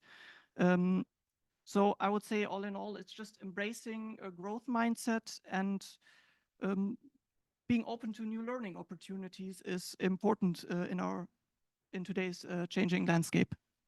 Thank you so much. Very impactful. And maybe to you, Sophie, you have like very impressive CV here, robot systems integration. So tell us a bit about that. What motivated you to choose this career and what skills do you have on this space? So we actually talked about it quite a lot. Florian mentioned it. And also we had a great presentation in the beginning about it, about STEM. So science, technology, engineering, and mathematics. And most people stop listening when they hear mathematics. What's really sad, because you need STEM in actually every kind of domain, in the internet, AI. And also if we talk about sustainability only works with science, to be honest. So we need STEM actually for our future. And myself, I entered this career because I was thinking about it backwards, not about STEM. I was like, so what do I like to do in future? And I tried a lot. I had a lot of options to try. And actually the internet was what helped me at the end. Is when I Googled around, what could I do in future? What's actually accessible in German? There was in some kind of picture where my toy robot, I was a bit small at this time, my toy robot was just a picture of it. And I was like, wow, I never thought about that. I can do that in future. And that was the moment I decided I want to work with robots in future. I want to do something that's fun for me, where I like to go in the morning and work for. And then the second thing was that I thought about, okay, there might be boundaries and might be some, I don't know, limits. Am I good in mathematics? Oh, there is mathematics. And then when you know there is a goal you want to reach, like working with robots, going to STEM, then the boundaries like mathematics are actually not that important. And that's what I want to tell most of the people, that think about it backwards. What do you like to do? And start with that and go. And then second things, think about, are there boundaries that I might, go around the bridges over. Yeah. Okay, very interesting. And you heard about what the data that was presented in the GEM report. Yes. There's still a huge disparity between women and, of course, men in terms of green skills, technology, etc. And yet you're in the center of the STEM-related course. So what are some of the factors that have really contributed to your success to where you are right now and other people can emulate? And of course, what message would you have for girls who want to pursue STEM? related. The presentation was completely right. There are less girls in STEM. Yes. In Germany, it's, and also around Germany, it's not that much as in other countries, for example. It's growing. And I think it will get more since it is a kind of beneficial part in the future, and also that there are many more opportunities growing. So we know it will be a big step for girls to enter. But I think the biggest problem that was also mentioned in the presentation is that most people think about it. Yeah, I might want to do something in that career. I want to do computer science, want to do some kind of construction and on the PC, working with PCs, but most people do not know how to enter. So actually what you were talking about, we have opportunities to do workshops, to just listen to people, go somewhere. But most people don't know, where do I start? And that's also what I want to tell us, go backwards. Think about, okay, maybe sustainability or green tech. I want to do green tech. Are there possibilities? What possibilities do I have? Go backwards. And then you see, okay, for sustainability, mathematics or engineering, STEM, science could be interesting. Where do I fit? Is that something I like to do? So and that would be the best way to actually also for girls to think about it. What makes fun? And also where can I help? And where can I be most talented in my personal way? So you're saying that girls can also do these courses? It's definitely. Not just about no, it's not only about boys. To be honest, in earlier years, it were more for girls. Now it's a bit shifted. We need to shift it back so that both are equal. Okay. All right, fantastic. That is really good good advice there. And Vincent, you're a students leader for the Indonesian community here. And that really requires a lot of leadership skills, your ability to resolve conflicts, and of course, promote this topic that we're talking of today, which is about peace and global citizenship. So tell us a bit more about that and how you promote peace within the students' fraternity. As a leader for this organization, I think, of course, we are Indonesian, a lot of people, of members, but I have a biggest challenge here in this organization because we have different across Indonesian, and the biggest challenge is how to make them working together as well and combine them all. And I have thought from start, we are here not professional because we are unpaid here. So, but we learn to be professional here, and at least we learn to be better people before that. And as a leader, I think the skill must have are leadership, of course, and then firmness, openness, and I think the leader must know how to humanize a human. That's important because I'm not very happy in this organization because all of members not just respect me as a leader, but when they sharing story or discussing something, they are consider me as a friend too. Thank you. Okay, that is good. So it's leadership, be a friend first before you become a leader. Yes. That is very good. And in terms of education, because we now know you're an apprentice with different organizations here, what would you advise like the education systems? How can they continue to promote this combination of technical skills as well as skills for peace, global citizenship that can allow you to become a whole person, even in the leadership positions that you have? I think skill can be learned and knowledge can be learned too. I think I just can say to doing that and don't worry about all things, I think. Okay, that is quite interesting that you can learn. You can learn to be a peaceful person. It's a skill you can learn. You just have a willingness to doing something, learn new something. I think just that. Okay. Yes. Willingness. So young people have willingness, learn. This is a skill you can learn. It's something that is easy to learn. And back to you, Florian. We heard about AI, and I know we've had side discussion with you on this. So there's a huge usage of AI-powered tools that we have seen today. And yet there's this lack of understanding of whether AI can really apply to green, as we talked about earlier. So maybe my question to you is like, how do digital technologies that we see existing today, how can we use them responsibly because this is another aspect of ethical use of AI and technology. How do you think we can do that? Responsible use is always difficult, especially with AI now.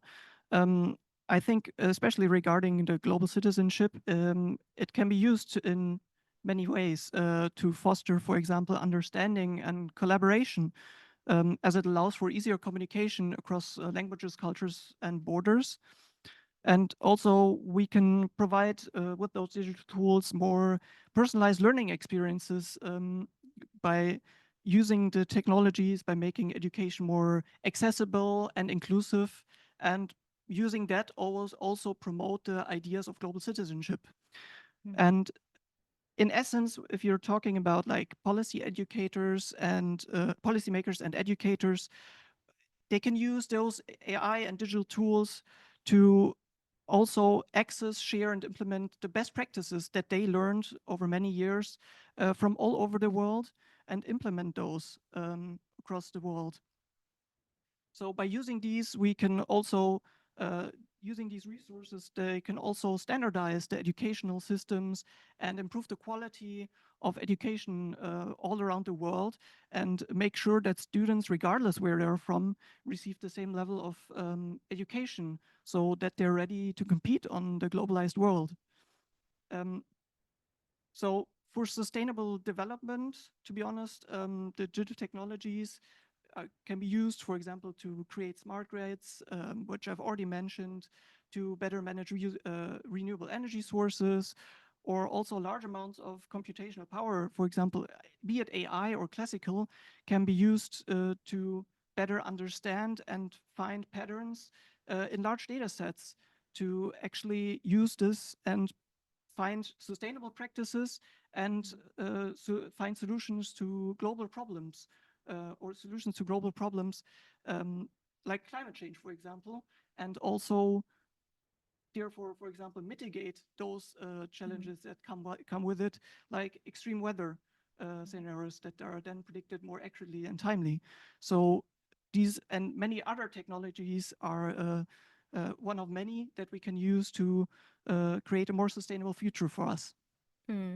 I like that. So we use the AI, but responsibly by contributing to global citizenship, peace, and sustainability. Yes. Thank you for that. And back to you, Vincent, as we get closer to the end of Group 1 of young people. I see that you have moved from one vocational apprenticeship center to the next. So you started with Reve, and now you're going to go to Deutsche Post. So in terms of this, which are the transferable skills that you see are important when you move from one company to the next? I think everyone has a skill each other, as another skill each other, as a specialized each other. And also from me, also the skill can be transferred are discipline, respect, tolerance, and I think skill and also I have thought skills and knowledge can be learned, and you just need willingness to doing that and learn something. That's right. Okay. Discipline, tolerance. Yes. Amazing. I didn't even think of that as something. Yeah, education is always about formal schooling, also from education. Education is sometimes about character building, about how to humanize human, about respect, about tolerance. Something is not always about formal schooling. Thank you for that. I think it's very profound what you just said. And maybe as we conclude this first discussion, Sophie, we heard about these challenges that young people are facing. We're saying of cultural barriers. We talked about lack of basic skills, and we heard about lack of resources, and thinking about understanding of culture. So global citizenship is also understanding, as what Vincent is saying, it's about tolerance, it's about understanding cultures and where people come from. So in your understanding, what do you think are the cultural understanding and diversity? How do they play in terms of professional work? That understanding of different people and perspectives. I think the first thing we need to do is change it. It's not a competition. So diversity and also tolerance is not a competition. That's a goal for us. And also it's beneficial for us. So for example, diversity brings a lot of opinions about the future, about innovations. Innovation is not possible about these, a lot of opinions and a lot of ideas for all of our future technologies, to be honest, to all of our future ideas for sustainability, for green tech, for example, and for all other fields. We need diversity, we need different ideas, and we need to have a different look on it. And so we need to just swap it a bit around and think about it in a different way. And just to underline what Vincent said, then also tolerance is actually not something we need to reach. Tolerance is something that needs to be in our minds, that all of us need to think about that in a tolerant way and think about different opinions and different ways to look at it. So that's something I want to give to the young people here around. Then just tell them look on it in different ways, ask other people to look on it, and just think about what they said. Fantastic, fantastic. And maybe just each one of you, one word that you want to tell the young people who are watching you today in terms of this topic. One word that you can tell them to motivate, empower them. Try. Okay, try. Yeah. So I have 4. Okay. Maybe first, you can dream. And then say. And then doing that. And be commitment. Okay. Dream, say, do it, be committed. Fantastic. And thinking about that. Okay, the last one. You already stole a lot of me. I would have one word, and that's endure. Endure. Yeah, it's never an easy path. Yeah. Even if it's your passion, there are always going to be setbacks. So I would say endure. Fantastic. As you can see, our young people are very motivated. They are ready to speak up and they understand what is happening. So we're going to see about key findings that we saw earlier. Yeah, it's just coming up. So we're seeing like, did you know aspect. So did you know, number one, that the share of women among STEM graduates has not changed for the past 10 years.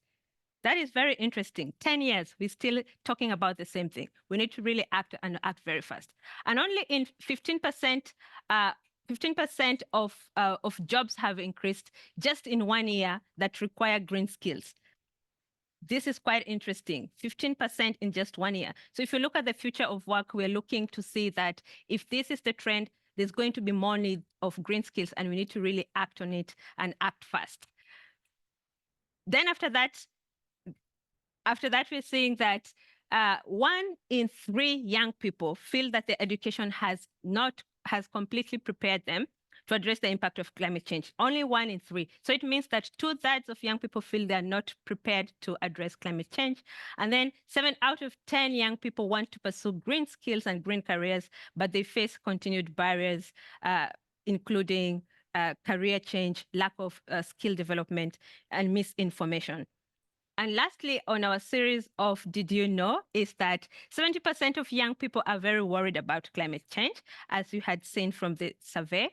And of course, 83% of youth believe that humanity has failed to care for the planet. 83% feel it's our responsibility to really act and act fast. So I'm going to welcome our next set of young people. Always nice to talk to young people, insightful. And I'm going to do a quick introduction to our young team here. So to start us, we're going to hear from Lina, or we have Lina here. Lina is a biodiversity advocate, a United Nations Convention to combat desertification, UNCCD land hero, and IT product manager at Sound Alert. She has various activities that she leads in volunteer work for human rights and community activism causes. Welcome, Lina. Thank you. It's a pleasure to be here. Fantastic. And next to Lina is Miss Maike. Maike Adele is a water technology specialist here in Germany. Her job involves various mechanical tasks such as pump repair, laboratory tasks, and electrical tasks, such as connecting pumps, controlling, measuring, regulating, knowing, and being able to act and process the waste water treatment plants in case of any irregularities and maintenance. Thank you and welcome, Adele. And lastly, we have Mr. Joshua. Joshua Joshua Redmond, I hope I'm saying it correctly, is a media communication graduate and a former volunteer here at UNESCO-UNEVOC. Joshua is currently working in the marketing industry and perusing entrepreneurship opportunities within trade of perishable goods. Welcome. Thank you for having me, and happy World Youth Skills Day. Fantastic. Thank you so much. And just quickly to continue with the same line that we had with the first set of our discussion, there's this talk about global citizenship. We've had that this good understanding of what global citizenship is asserted by the survey. And to you, especially since you're a biodiversity advocate, what is your understanding of global citizenship? Global citizenship refers to recognizing that we are part of an interconnected world and that goes beyond national borders.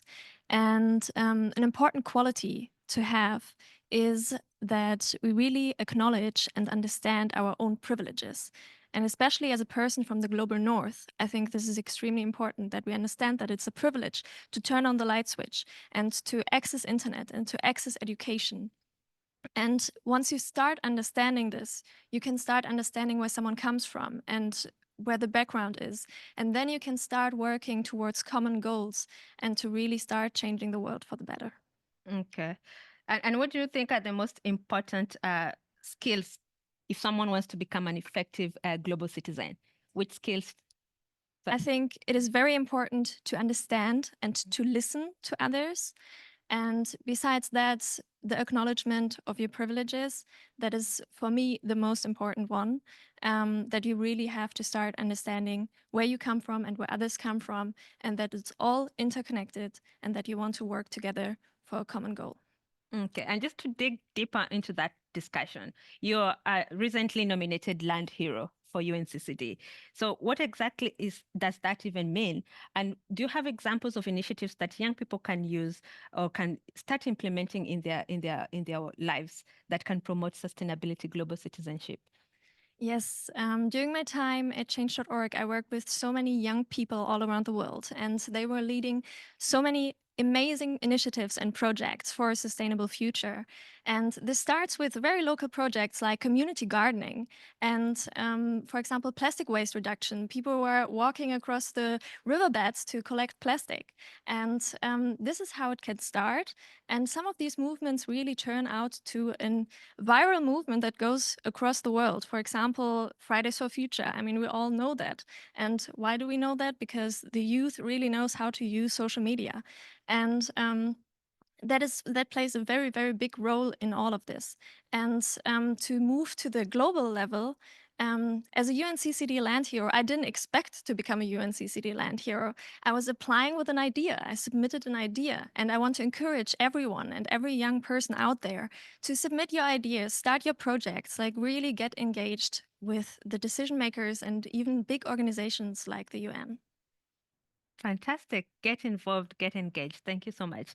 And to you, Mike, we know that you have a very interesting specialty. You're a wastewater technologies specialist. What exactly do you do and which skills do you need for this kind of work? You need for the wastewater technologies, you said it, you need technical knowledge, you need chemical knowledge, you need knowledge to, how the process work. And so it's really, it's a big area. So, yeah, so okay, so other than the technical skills, which other like soft skills do you need that allow you to really perform your role better? I think the soft skills to be interested. It's really to help you with to be good in this what you want to do. Okay. So in terms of the education aspect, because I see like there's a lot of work that has gone through to make you understand like the technical aspect, laboratory aspect, etc. So in terms of advice that you'd want to give to education systems, like how best can they really promote such skills, especially to girls? I think it's really good to have international exchange. Yeah. So I'm really happy to have this with thanks word skills. And I think my school has also a good a project with a partner school in Singapore. So we go to Cambodia and build their water filters together and learn together with the students from Singapore. I think that's really important to have connection, to understand each another, and I think that's make you grow up. Okay, fantastic. It's about exchange, getting to learn about other cultures and perspectives. Very insightful. And to you, Joshua. Joshua, we see that you are a media communication graduate. And basically, we talked of there's a lot of social media polarization and a lot of issues that we see. So in terms of these global challenges that you're seeing, which aspects of such skills do you think are important, especially when you think about critical thinking in this area of social media and all? Unfortunately, in social media today, I think that all the soft skills are being used against the people, unfortunately. Yeah. And it's creating more passive users, in which cases, when it comes down to political matters, for example, such as propaganda, a lot of people are relying on social media to get their first bit of information without actually using soft skills such as interest or the ability to think critically and look to other sources or more reliable sources or more reliable individuals who are not politically standing in a balanced position. A lot of people are being unfortunately taken advantage of in social media. So I feel like it's important to develop critical skills, critical thinking skills, and to enhance the ability to allow yourself to know what you are able to do in terms of social media and filtering yourself out to misinformation and disinformation, and how you can take yourself out of that box and actually develop intellectually away from that. I think that there's still a massive gray area to still be found for a lot of passive and active users today. Okay. And then, so because you talk of like right now you're trying to be you're trying opportunities for entrepreneurship. Exactly. And in terms of entrepreneurship, what do you think are the nexus between entrepreneurship and promotion of peace and global citizenship as well as sustainable development? I think it's massive, because entrepreneurship, especially if you look at the global south, such as countries such as Kenya or other countries in the global south, in Africa and Asia, you see that a lot of their political priorities, especially from the governments, is not necessarily to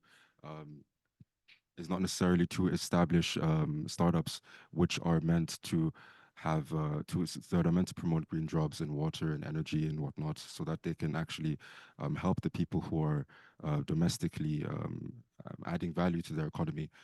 Basically, we as global south economies need to stop promoting global markets and start looking at domestic markets, because that's where the gold mine is for people in the global south, in my opinion. Mm. Okay, very, very deep. Let's continue, and just back to you, Lena. What activities have you taken to ensure that youth voices are heard in your various engagements, especially in terms of decision-making aspects? I think it is extremely important to show the youth who their decision makers are. And I think that's a big issue that we are facing. And I have led workshops, for example, for young change makers, and that really focused on who is your decision maker. And I think it was also part of the survey that people said, hey, we want to save polar bears. And this is actually an example that I always take for these workshops, because many people start petitions on saving polar bears, but they don't know who the decision maker is. They start the petition to their country's chancellor, who is not the decision maker for this. But you have to go to Svalbard, for example, where there live polar bears, and talk to the decision makers there. And that is something I have been doing. I have been really involved with young people to show them who their decision maker is. And I have been also advocating for youth councils and for NGOs to hire young people, because that is also an issue that we often face as young people, that we are not experienced enough, and we really want to be involved and we want to get into it. And we do have the skills and we want to develop the skills to lead such initiatives and to sit at decision makers' tables for youth engagement. Fantastic. Okay, we're getting closer to the end of this. So I'm going to open and read a few questions. So if you have any questions for the youth panel, please send them through. I'm going to ask them to answer as we continue. And to you, Mike, maybe you talk about the last word. So there's this balance that people need to have, the balance between technical skills and of course the soft and transversal skills, including what we're discussing today.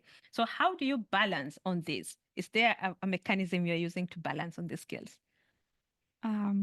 I'm not really sure, but for me, it helps that I have many interesting. I have interesting in technical. I have interesting in chemical. So I think when you are interesting in something, then it helps you learn. So do what you want, not what your parents or teachers say.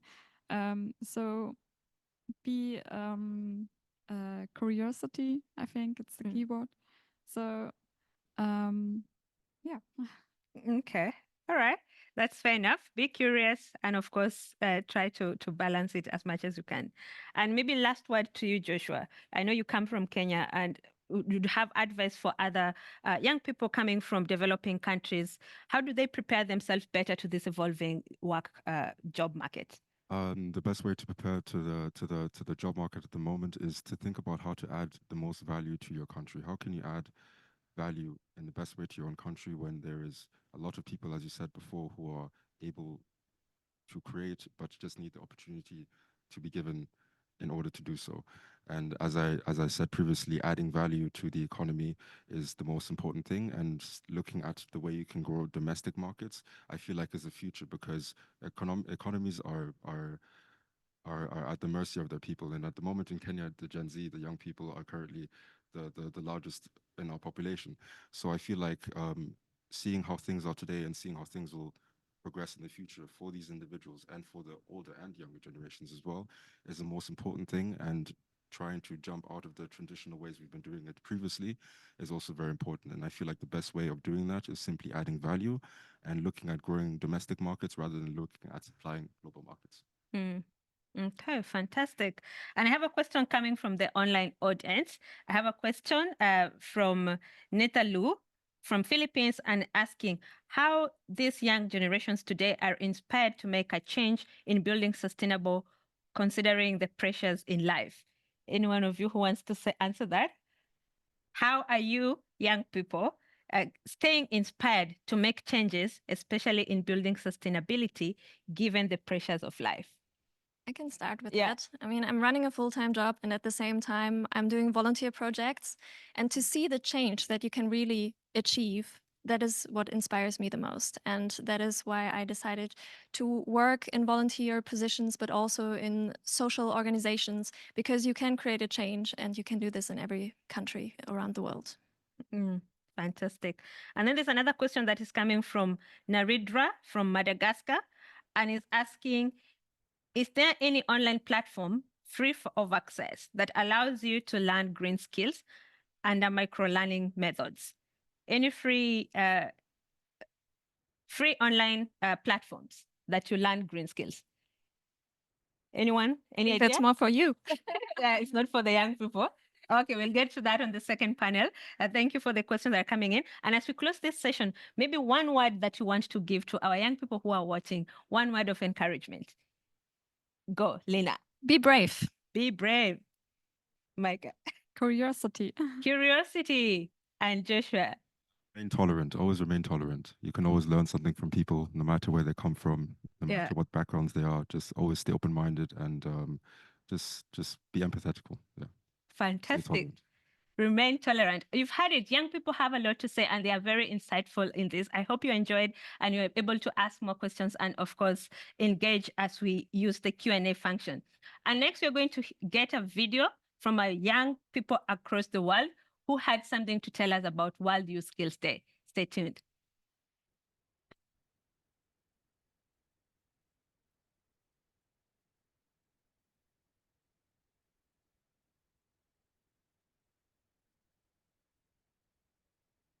As a software developer, I contribute to peace and global citizenship by leading projects that promote education and job opportunities.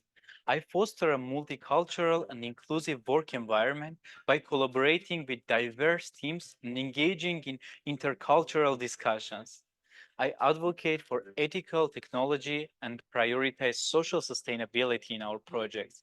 By creating platforms that enhance global communication and understanding, I aim to build a more integrated and peaceful global community.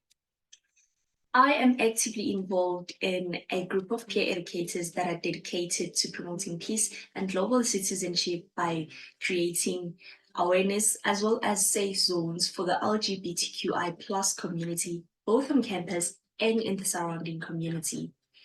Our initiatives focus on fostering a multicultural understanding and an inclusive environment, enhancing societal safety and promoting social sustainability.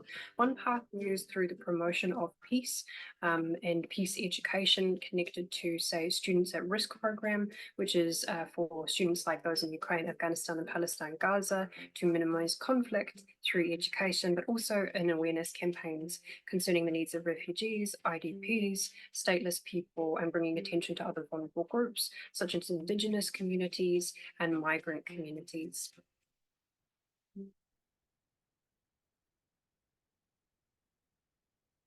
In the field of joinery, several green skills are important for addressing environmental challenges and promoting sustainability.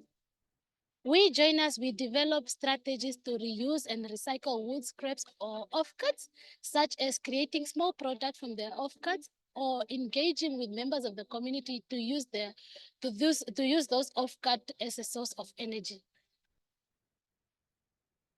The skill I have acquired has helped me to open this business and become more productive in the society.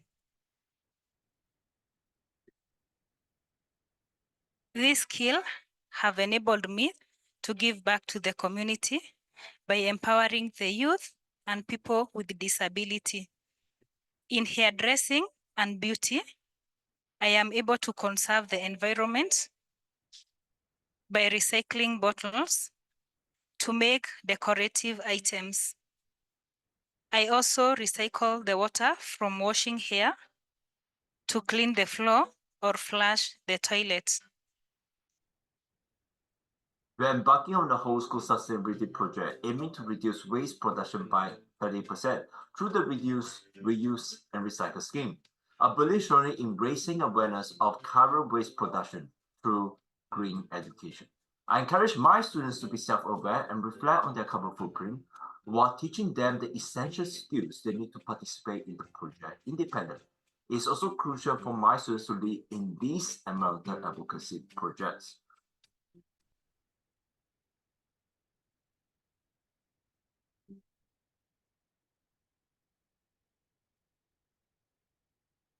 I contribute to peace and global citizenship through volunteering for causes that have a global impact and working in an incredible community that strongly contribute to a more integrated, sustainable, and peaceful future.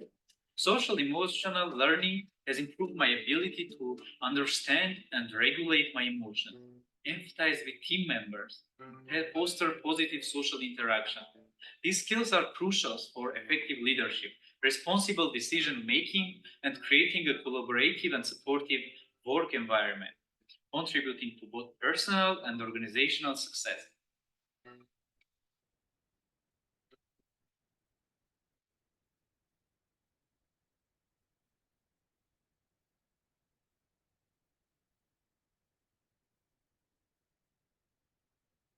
Happy World Youth Skills Day.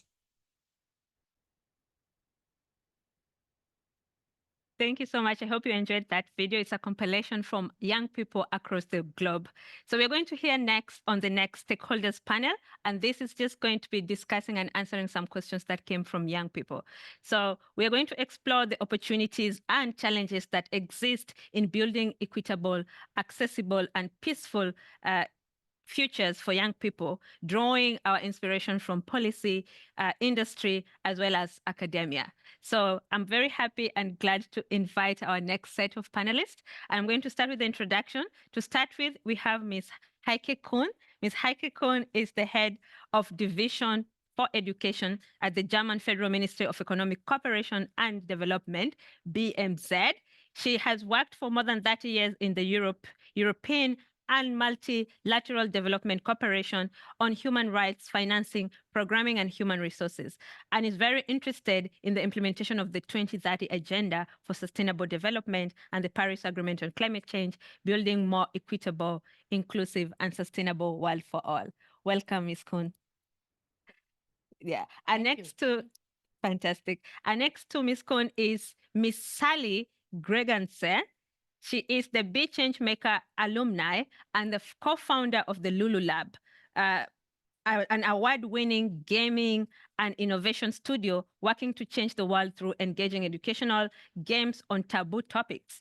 Lulu Lab EdTech Games covers comprehensive sexual education and are co-designed closely with the 10 to 20-year-olds end users and NGOs across East and West and Northern Africa. Welcome, Sally. Thank you so much. You're welcome. And joining us online, we have 3 panelists. And to set us with, we have Mr. Lawrence Mukongo, who is the Deputy Director of Quality Assurance for TVET at the Technical University of Mombasa in Kenya. Mr. Lawrence is an electrical and electronic engineering lecturer and has a strong academic background and experience in mentorship for young people, as well as research on work readiness of young people. Welcome, Mr. Lawrence. Yay, we've... Thank you. All right. Thank you very much. And next, we have Mr. Marcus Vettel, is a director for HP Global Policy and Strategy team, leading a worldwide policy engagement with the international organizations, UN body, and beyond. He holds an extensive experience in digital equity, education, social innovation programs, and is a certified trainer in leadership responsibility and trained not-for-profit groups in Europe in creativity techniques and program management. Welcome, Marcus. Hello, and it's not good afternoon yet. It's still early, yeah. Thanks, Marcus. And last but not least, we have Mr. Asa. Mr. Asa Nuftiral is a coordinator at the Generation Global Extensive Community of Learners and Educators in Southeast Asia. He has extensive experience in intercultural education settings at various levels, ranging from primary to higher education, and manages international school partnerships within the Generation Global fraternity. Welcome, Mr. Asa. Thank you, Priscilla. Okay, fantastic. And this is going to be our panel. Welcome our panelists, and we're going to just jump right in. And to start with you, Marcus, we heard about the green transition and how many companies in the private sector are transitioning into the sustainable methods. Does this reflect the HP reality in the demand for green skills? It clearly does. The question for us is, what makes a skill green? And I think what we heard also from the fantastic youth panels that you hosted before, and Priscilla, it's not necessarily just a skill, it's an attitude. So therefore, how to change organizations, no matter if it's industry, private sector in general, or a public sector, you have to have a mindset of how do you operate in a sustainable way. So it's about, from an industry perspective, really thinking for the whole product life cycle. And what we do as industry is putting targets out there, and targets of, for example, not having plastic anymore in any of our packaging. So that ideally you would not find any plastic anymore to collect at beaches because it can be avoided. So it is really about how can you change the way how you operate to be ecologically, sustainably responsible. And therefore, it's not a specific skill we are looking at, it's a whole attitude, and that documents in goals that are reported and that you can look up in a transparent way on our sustainability and sustainable impact report, if you like. Thank you for that. And I'm just going to turn to Sally, who's just standing next to me. And now you have been a world skills champion in the past 2019. Congratulations. And of course, you founded a new organization, Lululab.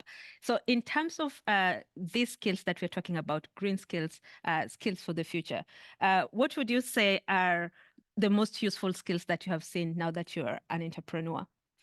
I think, and as an entrepreneur, problem-solving skills is definitely key. That's basically what it's all about. Come up with an idea to solve a problem for someone. And for us, creativity as well, because we are creators. We create educational games. And since we co-create these games with our end users through co-creation workshops, interpersonal skills and empathy is also very important for us. We need to be able to understand our end users' local context, mainly in East and West Africa, so very far away from where we live where we are based in Copenhagen, Denmark. We need to understand their cultural context, local religion, and be very mindful and respectful of this when we portray sexual education through games. And we spend a lot of energy collecting insights through these workshops, storytelling workshops. We ask the end users to draw, and we use this as visuals for the game. So empathy is really essential for us. Empathy. Yeah, fantastic. That is really, really essential. And I think it's something that we are seeing as an important aspect of skill development, empathy. And just to turn to you, Ms. Kuhn, and welcome to this discussion. We are seeing that young people are not sure about whether they have a green skills. And of course, many say that they don't have a green skills. And I know with the work that you've been doing over the years, you have great examples on what activities have been done. So in terms of policy, what policies and strategies has the ministry found very effective in integrating environmental sustainability and green skills into TVET programs? And how can we scale this up? Welcome. Thank you for the question. Yeah, of course, young people cannot be sure. We have a study by the Boston Consulting Group of 2023, which reveals that a lack of 7 million workers in green sectors.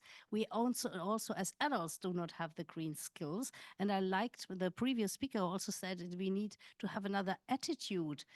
So green skills, we all need them. But what do we do, to your question, coming back to your question, to what is our way to bring things together? We change the TVET curricula.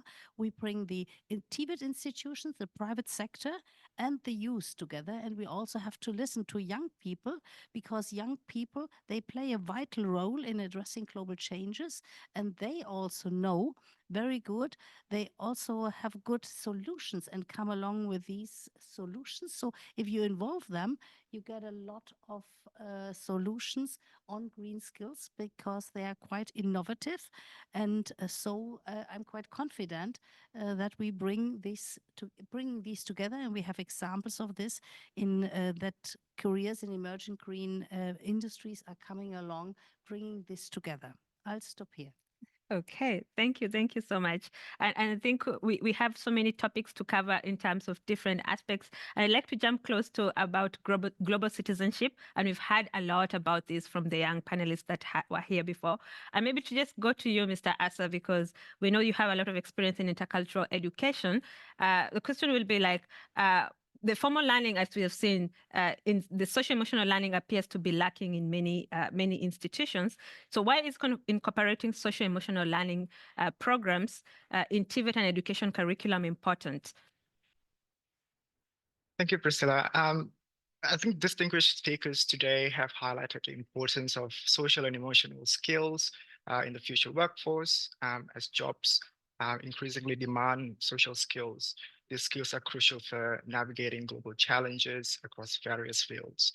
But beyond job readiness, because the video earlier also highlights that self fosters quality relationships, stress management, and positive behavior. So at Generation Global, we want to equip young people ages 13 to 17 with the knowledge about global issues, life skills, and positive attitudes to be contributing global citizens. So at the core of the program is intercultural dialogue. So how can we provide that global exposure for students, for young people across these 40 different countries to interact with each other, to learn about these global skills, and also to deepen their skills and dialogue skills about being a global citizen. Okay, thank you for that. And I think a lot of people are not aware about the social emotional learning. These are skills that help young people to resolve conflicts peacefully, and they handle emotions positively, and then they have empathy, as what Sally has just highlighted, and they make responsible decisions. And maybe to you, Ms. Kuhn, we are seeing in terms of policy, this is a new concept that is coming up on social emotional learning. How do we integrate this into policies, and do you have examples of where it has worked before? Yeah. Thank you. Yeah, social emotional competencies and transversal skills like disruptive thinking, problem solving, and teamwork are increasingly needed. We see this everywhere in the labor market. And we need these competencies, and we try also to put them again into the in the curricula. And we have also teachers on this, working on this, and we try to have this in our partner countries to spend also money on teachers who give the young person the self-esteem, the self-confidence to trust in their skills. So teachers are a very important part of this, and with this, I think young people come to solving problems together with their peers, and can cope with the challenges in their next surroundings. This is our experience from many projects. Okay, fantastic. Yeah. And basically what you're saying is very important, because you need to empower teachers for them to be able to really facilitate this training. And yet we saw on the survey, and young people talking of, they have a great understanding of global citizenship, but yet they are not involved in any activities. So maybe back to you, Asa, because of this is your area of expertise. Which are some of the examples or initiatives you can share that can really be considered by young people who want to engage more in global citizenship activities? Yeah, thank you, Priscilla. I think such sentiment is something that we've also heard from our participants at Generation Global. In a recent report that we published last year, as a result of consultation with young people, we know that they are all passionate about contributing to solving issues such as climate change, which is similar to your youth report just now, quality education, and also social inclusion. And they would like to be heard more and to be included in the decision-making process. So what we've learned from Generation Global, I think as a first step is that it is important for us to be aware that many young people are passionate about contributing to formulating solutions that will impact them in the future. Then also it is important to provide a platform for young people to voice their concerns, to be consulted in decision-making processes. So through Generation Global, for example, young people can learn about what they're passionate about and build that youth agency to voice their concerns and ideas in a safe and inclusive space, because we want them to be heard. We're also proud to have the Youth Advisory Group, for example, that provides us with suggestions and ideas on how to improve the program. So I think such advisory groups need to be replicated in many areas, in businesses, in policymaking, and to let young people know that such initiatives exist, just like what Lena said previously. And just to follow up on that, because we had a question earlier about where can we get online, free online courses. Do you have free online courses from Generation Global on these topics? Yes, sure. So Generation Global is a free program designed for young people ages 13 to 17. It offers resources and tools to develop their essential skills, including those related to global citizenship and sustainability. So we have topics as well that would provide them with skills or green skills, like through learning about topics such as climate change and biodiversity, so that they can contribute to a more sustainable future by learning about these skills. Thank you so much. And moving on to, let's talk about gender disparity. We've had this topic over and over, gender disparity. And I know, Lawrence, your work in the university in in Mombasa, Kenya, is mainly focused on electrical and electronics engineering in the school. So in terms of this being a very STEM-related course that you teach, what trends have you observed in terms of enrollment for girls and the barriers that maybe girls face in accessing these courses? Thank you, Priscilla, for the question. I think I may want to correct you slightly. Technical University of Mombasa is a university which actually deals with the STEM courses, apart from a few of the art courses that actually support the STEM. Like we have business courses, we have humanities courses that support the STEM courses. We have engineering, which is the niche of the university. And we have this applied and health sciences. We have information and communication. And we have, I think those are the five that are more of the STEM. Now, what we have discovered is in the STEM courses, many students that join those courses are majorly male. Female students are very few. And what we realize is the students who join STEM, I think since it is attracting very few female students, the aspect is we are having very few, I mean, the stereotypes that are attached to the gender. You know, they always say that a lady is supposed to be doing softer courses, a male is supposed to be doing harder courses. Those are some of the stereotypes. And this one emanates from the society where they come from. You'll be told that as a lady, you are supposed to be doing business-like courses. Maybe you do business administration. You go do maybe tourism and hospitality. You are just supposed to be anywhere closer to the kitchen, for example.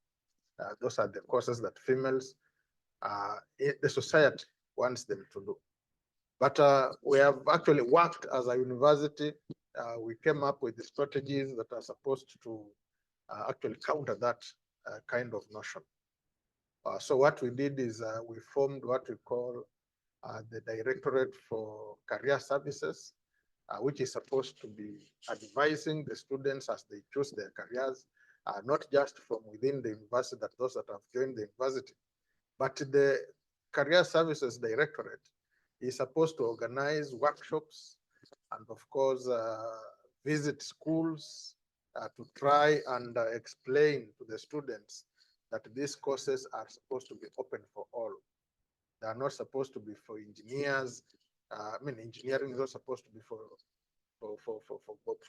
males only, and the softer courses are for female. So last year, actually it was in 2021, we tried this out. And we said that we wanted to go affirmative. I want to take the affirmative action where we do we come up with a course, and it was majorly in engineering related courses, in welding, in instrumentation and control, and in lathe machine operation. So we tried that out. And what we realized is actually the enrollment of the students, we said that it is supposed to be 70% female, and 30% male. So in a class of 20, we actually had 14 students being female and 7 students being male. We took them through the training. Surprisingly, all the ladies did the course and finished. Males, some of them dropped out. Again, after that, we said, now let's try and assist these students to gain meaningful employment. First of all, attachment, and then employment in related to the field they've actually started. And we realized that the girls were being considered in the places of work to be better technicians than the boys. Why? We came to realize that girls adhere to the rules, girls follow the procedures, and so they do not try something which is outside the procedure. So to a company, they realize that one is more safe than employing a boy who will always try to experiment and say, why did they say I should not follow this? What if I follow it? What happens? So that is what we discovered. So as a university, we are actually working on increasing the number of STEM students. Initially, by 2013, you could find in a class of electrical engineering, for example, only 3 students who are girls, and the rest, 30 of them are male students. And that one, we realized that it was something we are supposed to work on. And so the numbers have actually grown. This time, if you go to a class of electrical engineering, you will get maybe 15 to 20 students, and the rest are boys. I mean girls, and the rest will be boys, which is a good thing. Thank you. Thank you so much for that. And I think it's a concept that we need to unlearn and really promote girls, and some interventions are working. And I want to just jump into the digitalization topic, because we saw young people talking about the extensive use of AI. And if I may quote you, Marcus, you said that you cannot go green without AI. So what intersections do you see in AI and specific areas that educators can emulate, specific areas within professional world? I think the power of artificial intelligence is that you can look at data, at vast number of data in a very different way. And this is a huge opportunity, because when you think of what you can do, that you turn massive amounts of data through the use of artificial intelligence into actionable information. This is very powerful.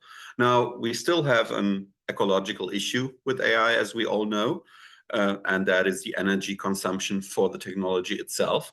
We need to find a technical solution. The industry has to find a technical solution. Research science has to find a technical solution for that. And might be possible when you think of how it happened with blockchain. At the beginning, it was really an energy drainer, and then there were other technologies doing the same, but with far less energy consumption. So we can do a lot, which means we have several layers of activity that is needed when you want to use AI for greening. Number one, make AI greener itself, of course. But then the intersection to green is use AI to help the human creativity and spirit to come to new solutions, to systematic solutions, to system transforming solutions, so that we do not talk only about this single bottle that should not go in the ocean. Yes, it should not, but that we really think of totally different ways how to build, how to manufacture, how to distribute. All of that can be optimized by the use of artificial intelligence. And I think this is something for educators. That was your question. That is a tough one, because we are just at the verge of this. And there is no, here's the curriculum, how to use AI for green. That does not exist yet, and maybe it will never exist. It is more about how can you use common sense in applying this powerful technology to address the world's problems. And I think this is a great challenge, not just for TVET, it's a societal topic that we'll hopefully be able to address.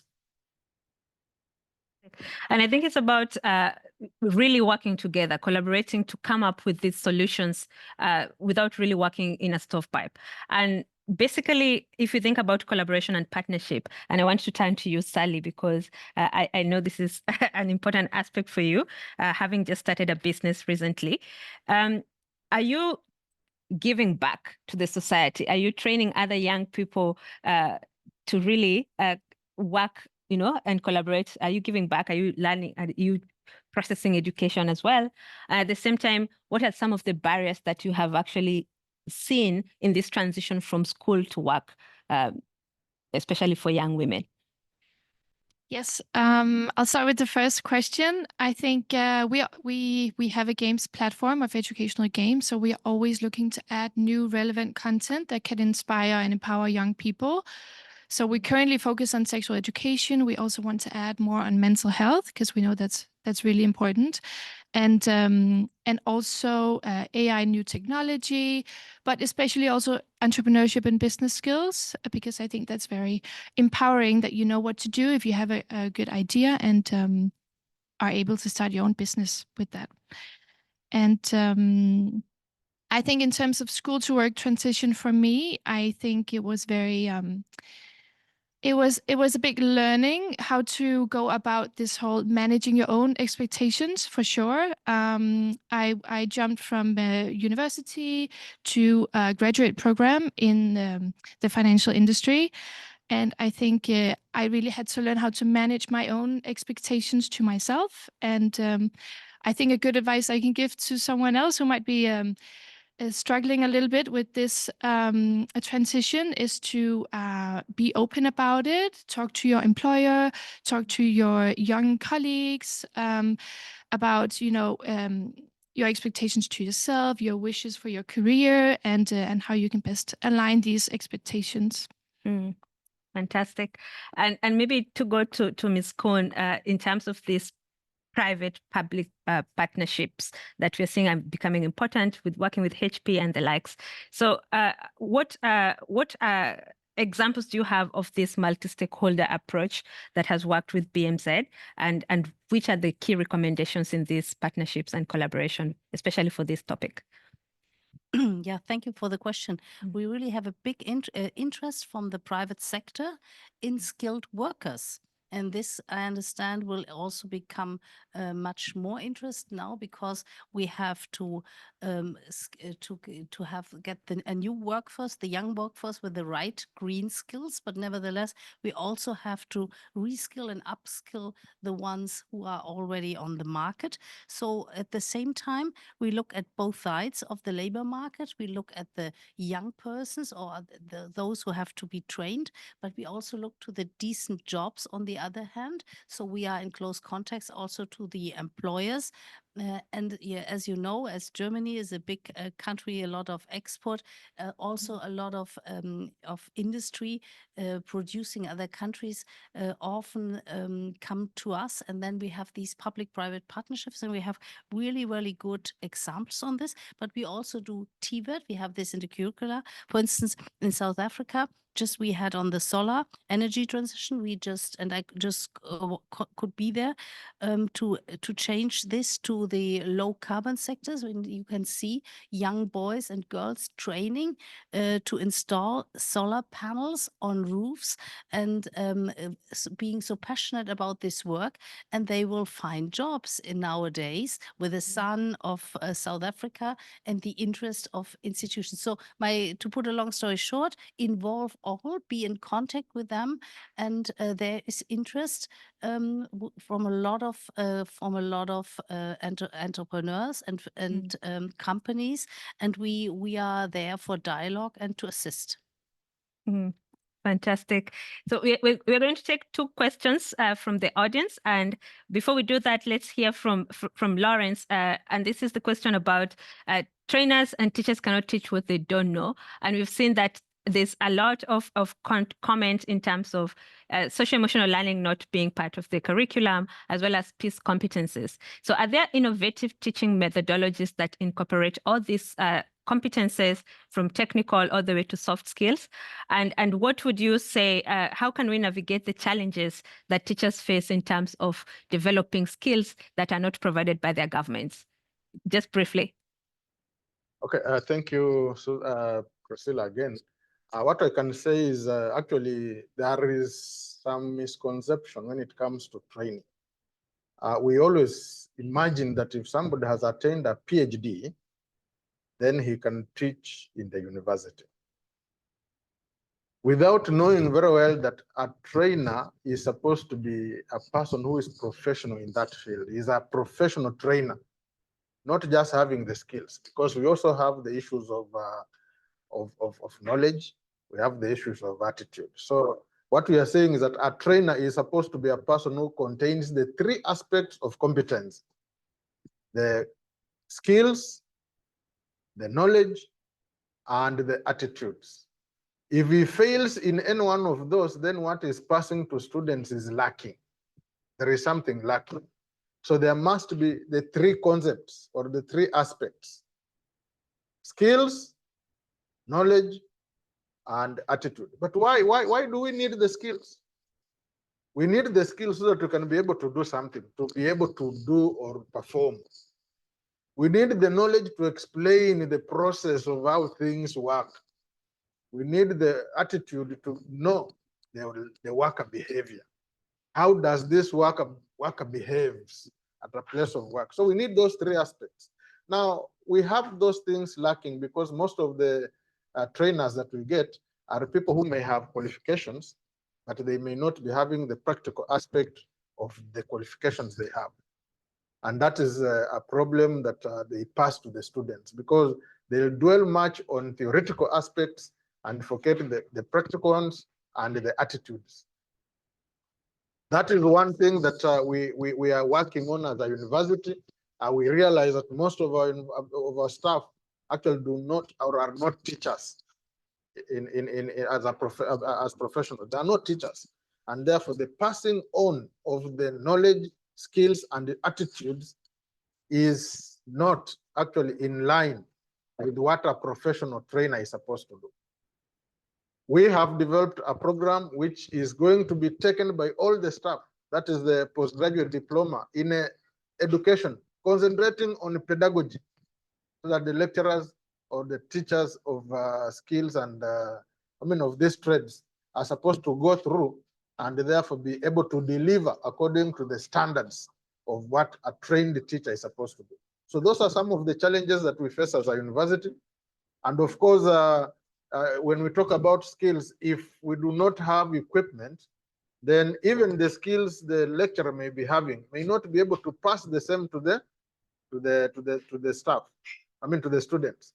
And therefore, that aspect of, again, equipping our laboratories or our workshops becomes handy to ensure that the skills that we pass are supposed to be in line with what a professional is supposed to do. Thank you. Thank you so much. I think we all need that entrepreneurial mindset where we are able to come up with solutions even beyond what is provided and look for opportunities to grow ourselves. And lastly, maybe to you, Marcus, because I know you're very passionate about this topic of entrepreneurship and entrepreneurial mindset. Would you tell us a bit about HP Life and what is your intention? HP Life is an offering from HP Foundation. It is HP Foundation's learning initiative for entrepreneurship. It is content available in 8 languages, free of charge, online. And there's even an app for it, so you can download that content. And it's 33 courses, micro courses of how to develop an entrepreneurial mindset. There's also a very nice course co-developed with UNIDO, United Nations Industrial Development Organization, on the circular economy, so the green economy and what is that. So it is something we are happy and proud to partner with lots of organizations, multilateral organizations, but NGOs, school systems around the world. As I said, free of charge, everyone can access this. Just Google HP Life and you'll find it, and looking forward to the growing partnership that we are developing with UNESCO and with UNESCO-UNEVOC. And by the way, also so nice seeing you, Sally, as a participant of Be Changemaker from the past, which is our social entrepreneur competition that is running right now. And therefore, it's nice to see that all coming together. It is so important to get this spirit of creativity and innovation, and I hope that we can contribute at least a little with the content that we offer. Thank you so much. Thank you, thank you. And I have one question from the audience, and I'm going to pose this question to you, Mr. Asa. And the question is from Ismail Mohammed from Somalia, who is asking, going back to the question of education for peace in post-conflict regions like Somalia, what are the most significant barriers to achieving an equitable and inclusive future of work, and how can they be overcome? Over to you, Asa. Thank you so much for that question. I think looking at the condition itself, I think it is important then to have a safe and inclusive space for everyone to learn. And I think when it comes to providing skills and training or skill training, I think contextualization is key, Priscilla. And that's something that we have seen in the work that we do. We look at the needs and make a needs-based solution to what we do in the region, and working collaboratively with partners on the ground as well. So as an example, we work in, for example, a not-for-profit in Ghana, where we see teacher fellows going to communities with limited access to the internet. So what we did there was map out skill building activities that we have at Generation Global to the Ghanaian curriculum, and using the compendium that we developed to teach life skills in areas where internet is an issue. So I think, again, going back to the question, looking at the context on the ground and seeing what contextualization, what localization that we can do in collaboration, in consultation with the educators, and also the needs that are emerging on the ground. I think this conversation can be very long because there's a lot to unpack today, but I'm just going to do like end it here. This conversation has been very impactful and very insightful. And what we have actually gathered as I wrap up this is we're talking of green skills. On the nexus of green skills, we're saying promote the green skills, and of course, address the gender disparity in skills, create awareness for young people to understand what the future holds for them. In terms of gender inclusivity, we talked about addressing skills. We talked about the gender divide, especially on technology, and we need to address this as well. We talked about policy support, and Ms. Kohn has been very insightful on this. We talk about integrating this into the curriculum, integrating peace, global citizenship, and sustainable development into the curriculum, and of course, navigating the barriers like resource allocation for these skills that need to be developed. And when you talk about peace and global citizenship as the skills that are needed for young people to be more useful in the future, we're talking about engage young people in more practical activities within their communities and allow them to really participate and voice their issues there. So thank you so much, our panelists. It's been lovely to see you and to talk to you. Thank you so much for this intervention and really appreciate this. And we asked the question initially, I'm going to just jump into the next session.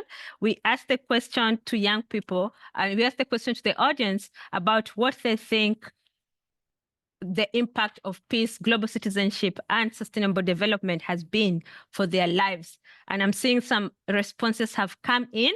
The first one, we're seeing that we have a slide that has been shared here. So number one, we're seeing responses from Rafin Ismail, where there's a skill, there's a way. That's what he says. And then we're seeing a response from someone from India, Abhitij, who's saying, TVET has helped me understand the structure of growth through hands-on experience and blue-collar work environment. I'm just going to read a few of these. And we have one from Lebanon, from Firuz, who is saying, being skilled means more professionalism, efficiency, competition, and sustainability. And lastly, I'm going to read from Adnan from Pakistan, who is saying, skills related to peace and development have greatly impacted my life.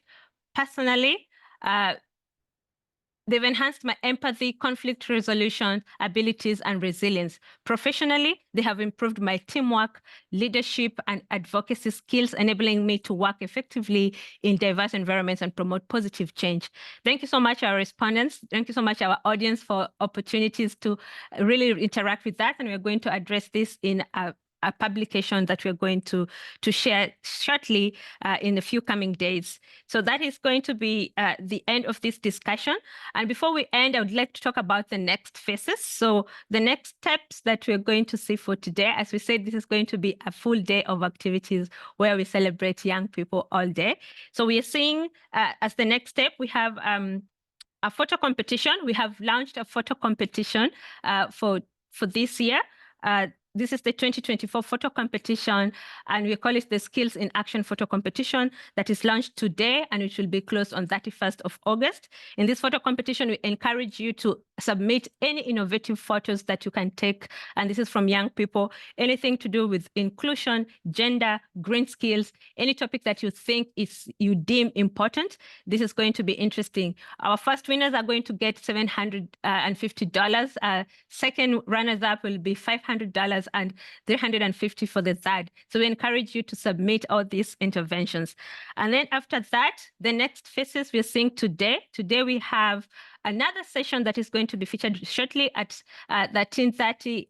This is Bonn time, almost in an hour's time from now. We are going to really get deeper into the Gen Z aspect of it. I'm sure you enjoyed the young people speaking, and we're going to really dig deeper in their session that is going to be streamed live on UNESCO-UNEVOC page. After that, we have at 2:30, we have an online phase. We'll be discussing about AI skills for future work. This is with our colleagues from Paris at the Global Skills Academy. Please tune in. If you've not registered, go to our webpage and register for that event starting at 2:30 today.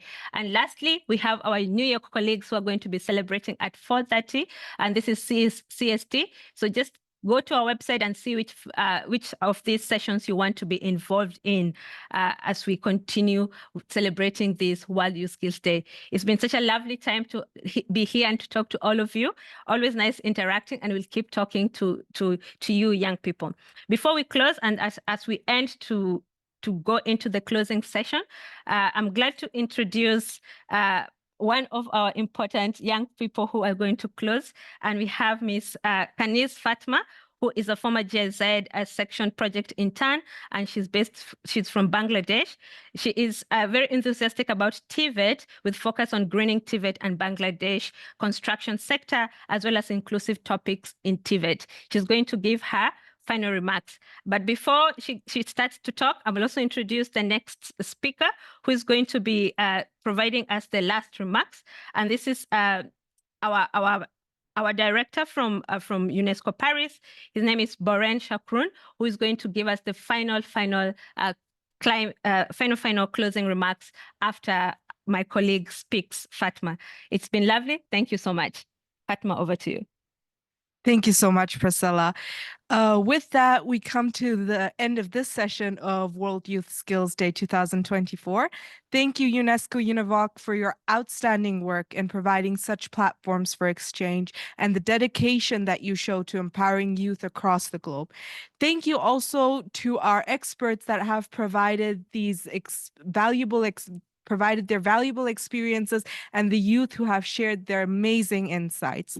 Also, a special thank you to the entire team who has worked tirelessly to make today's event a huge success. It is through these exchanges that we can understand the needs and aspirations of the younger generation and truly utilize the expertise of seasoned professionals.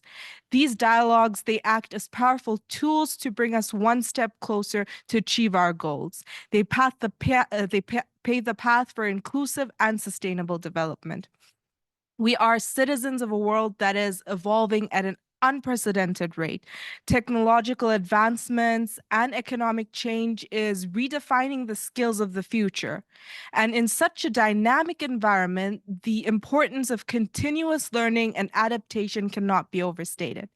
Events like World Youth Skills Day is crucial in fostering global conversation about the future of TVET. As we move forward, let us remain committed to equipping our youth with the skills they need to thrive. Let us remain committed in doing and achieving what we need to do in order to achieve our sustainable development goals. And let us do our part in helping our communities be prepared for tomorrow. Thank you once again for your participation and your unwavering support for skills development. And we hope to see you again next year.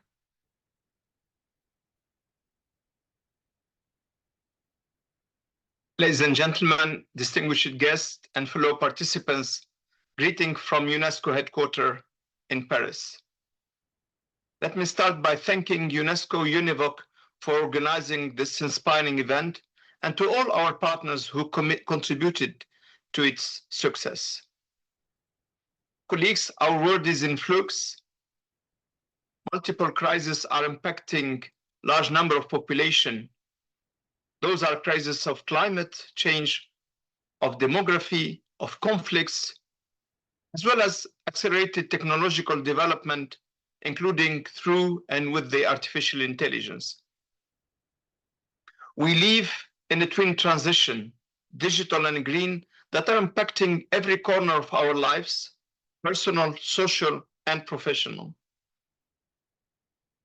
So as the world advances with this transition, we need a skills revolution to skill, reskill, upskill the world.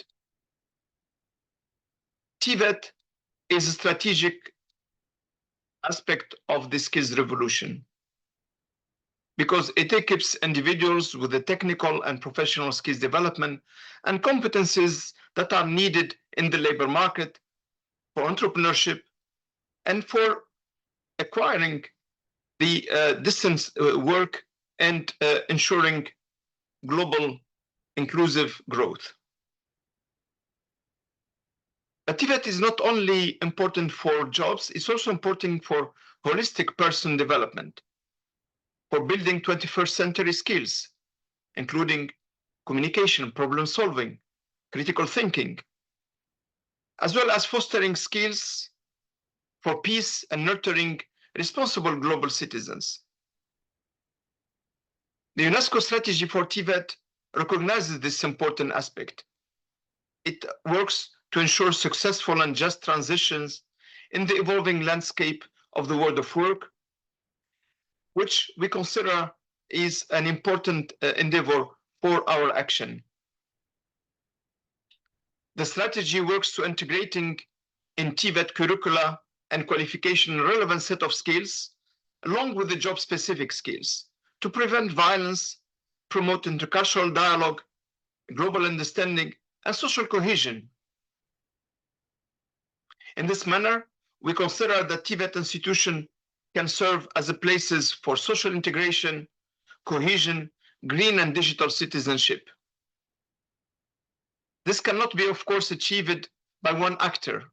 It requires collaboration and partnership efforts among different stakeholders, including policymakers, social partners, academia, teachers, and trainers, with the support of international organizations and the international community at large. We also need multilateral platforms for collaboration, cooperation, and solidarity, networks like UNEVOC network. But colleagues, it's also important to celebrate the pivotal role of youth, who are agents of positive change and who are co-constructor of our future.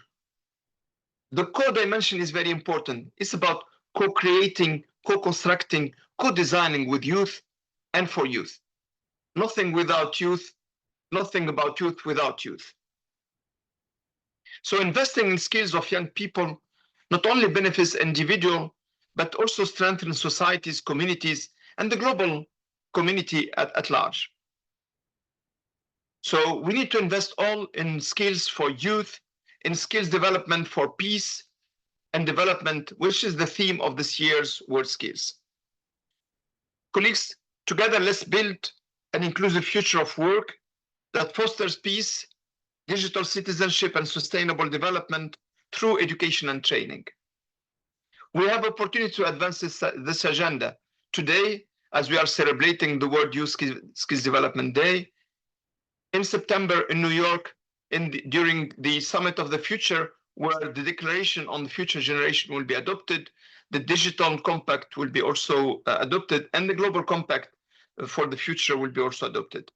Later on, late of October, we'll be also organizing the Global Education Meeting, where skills and technical and vocational education and training will be central into the agenda.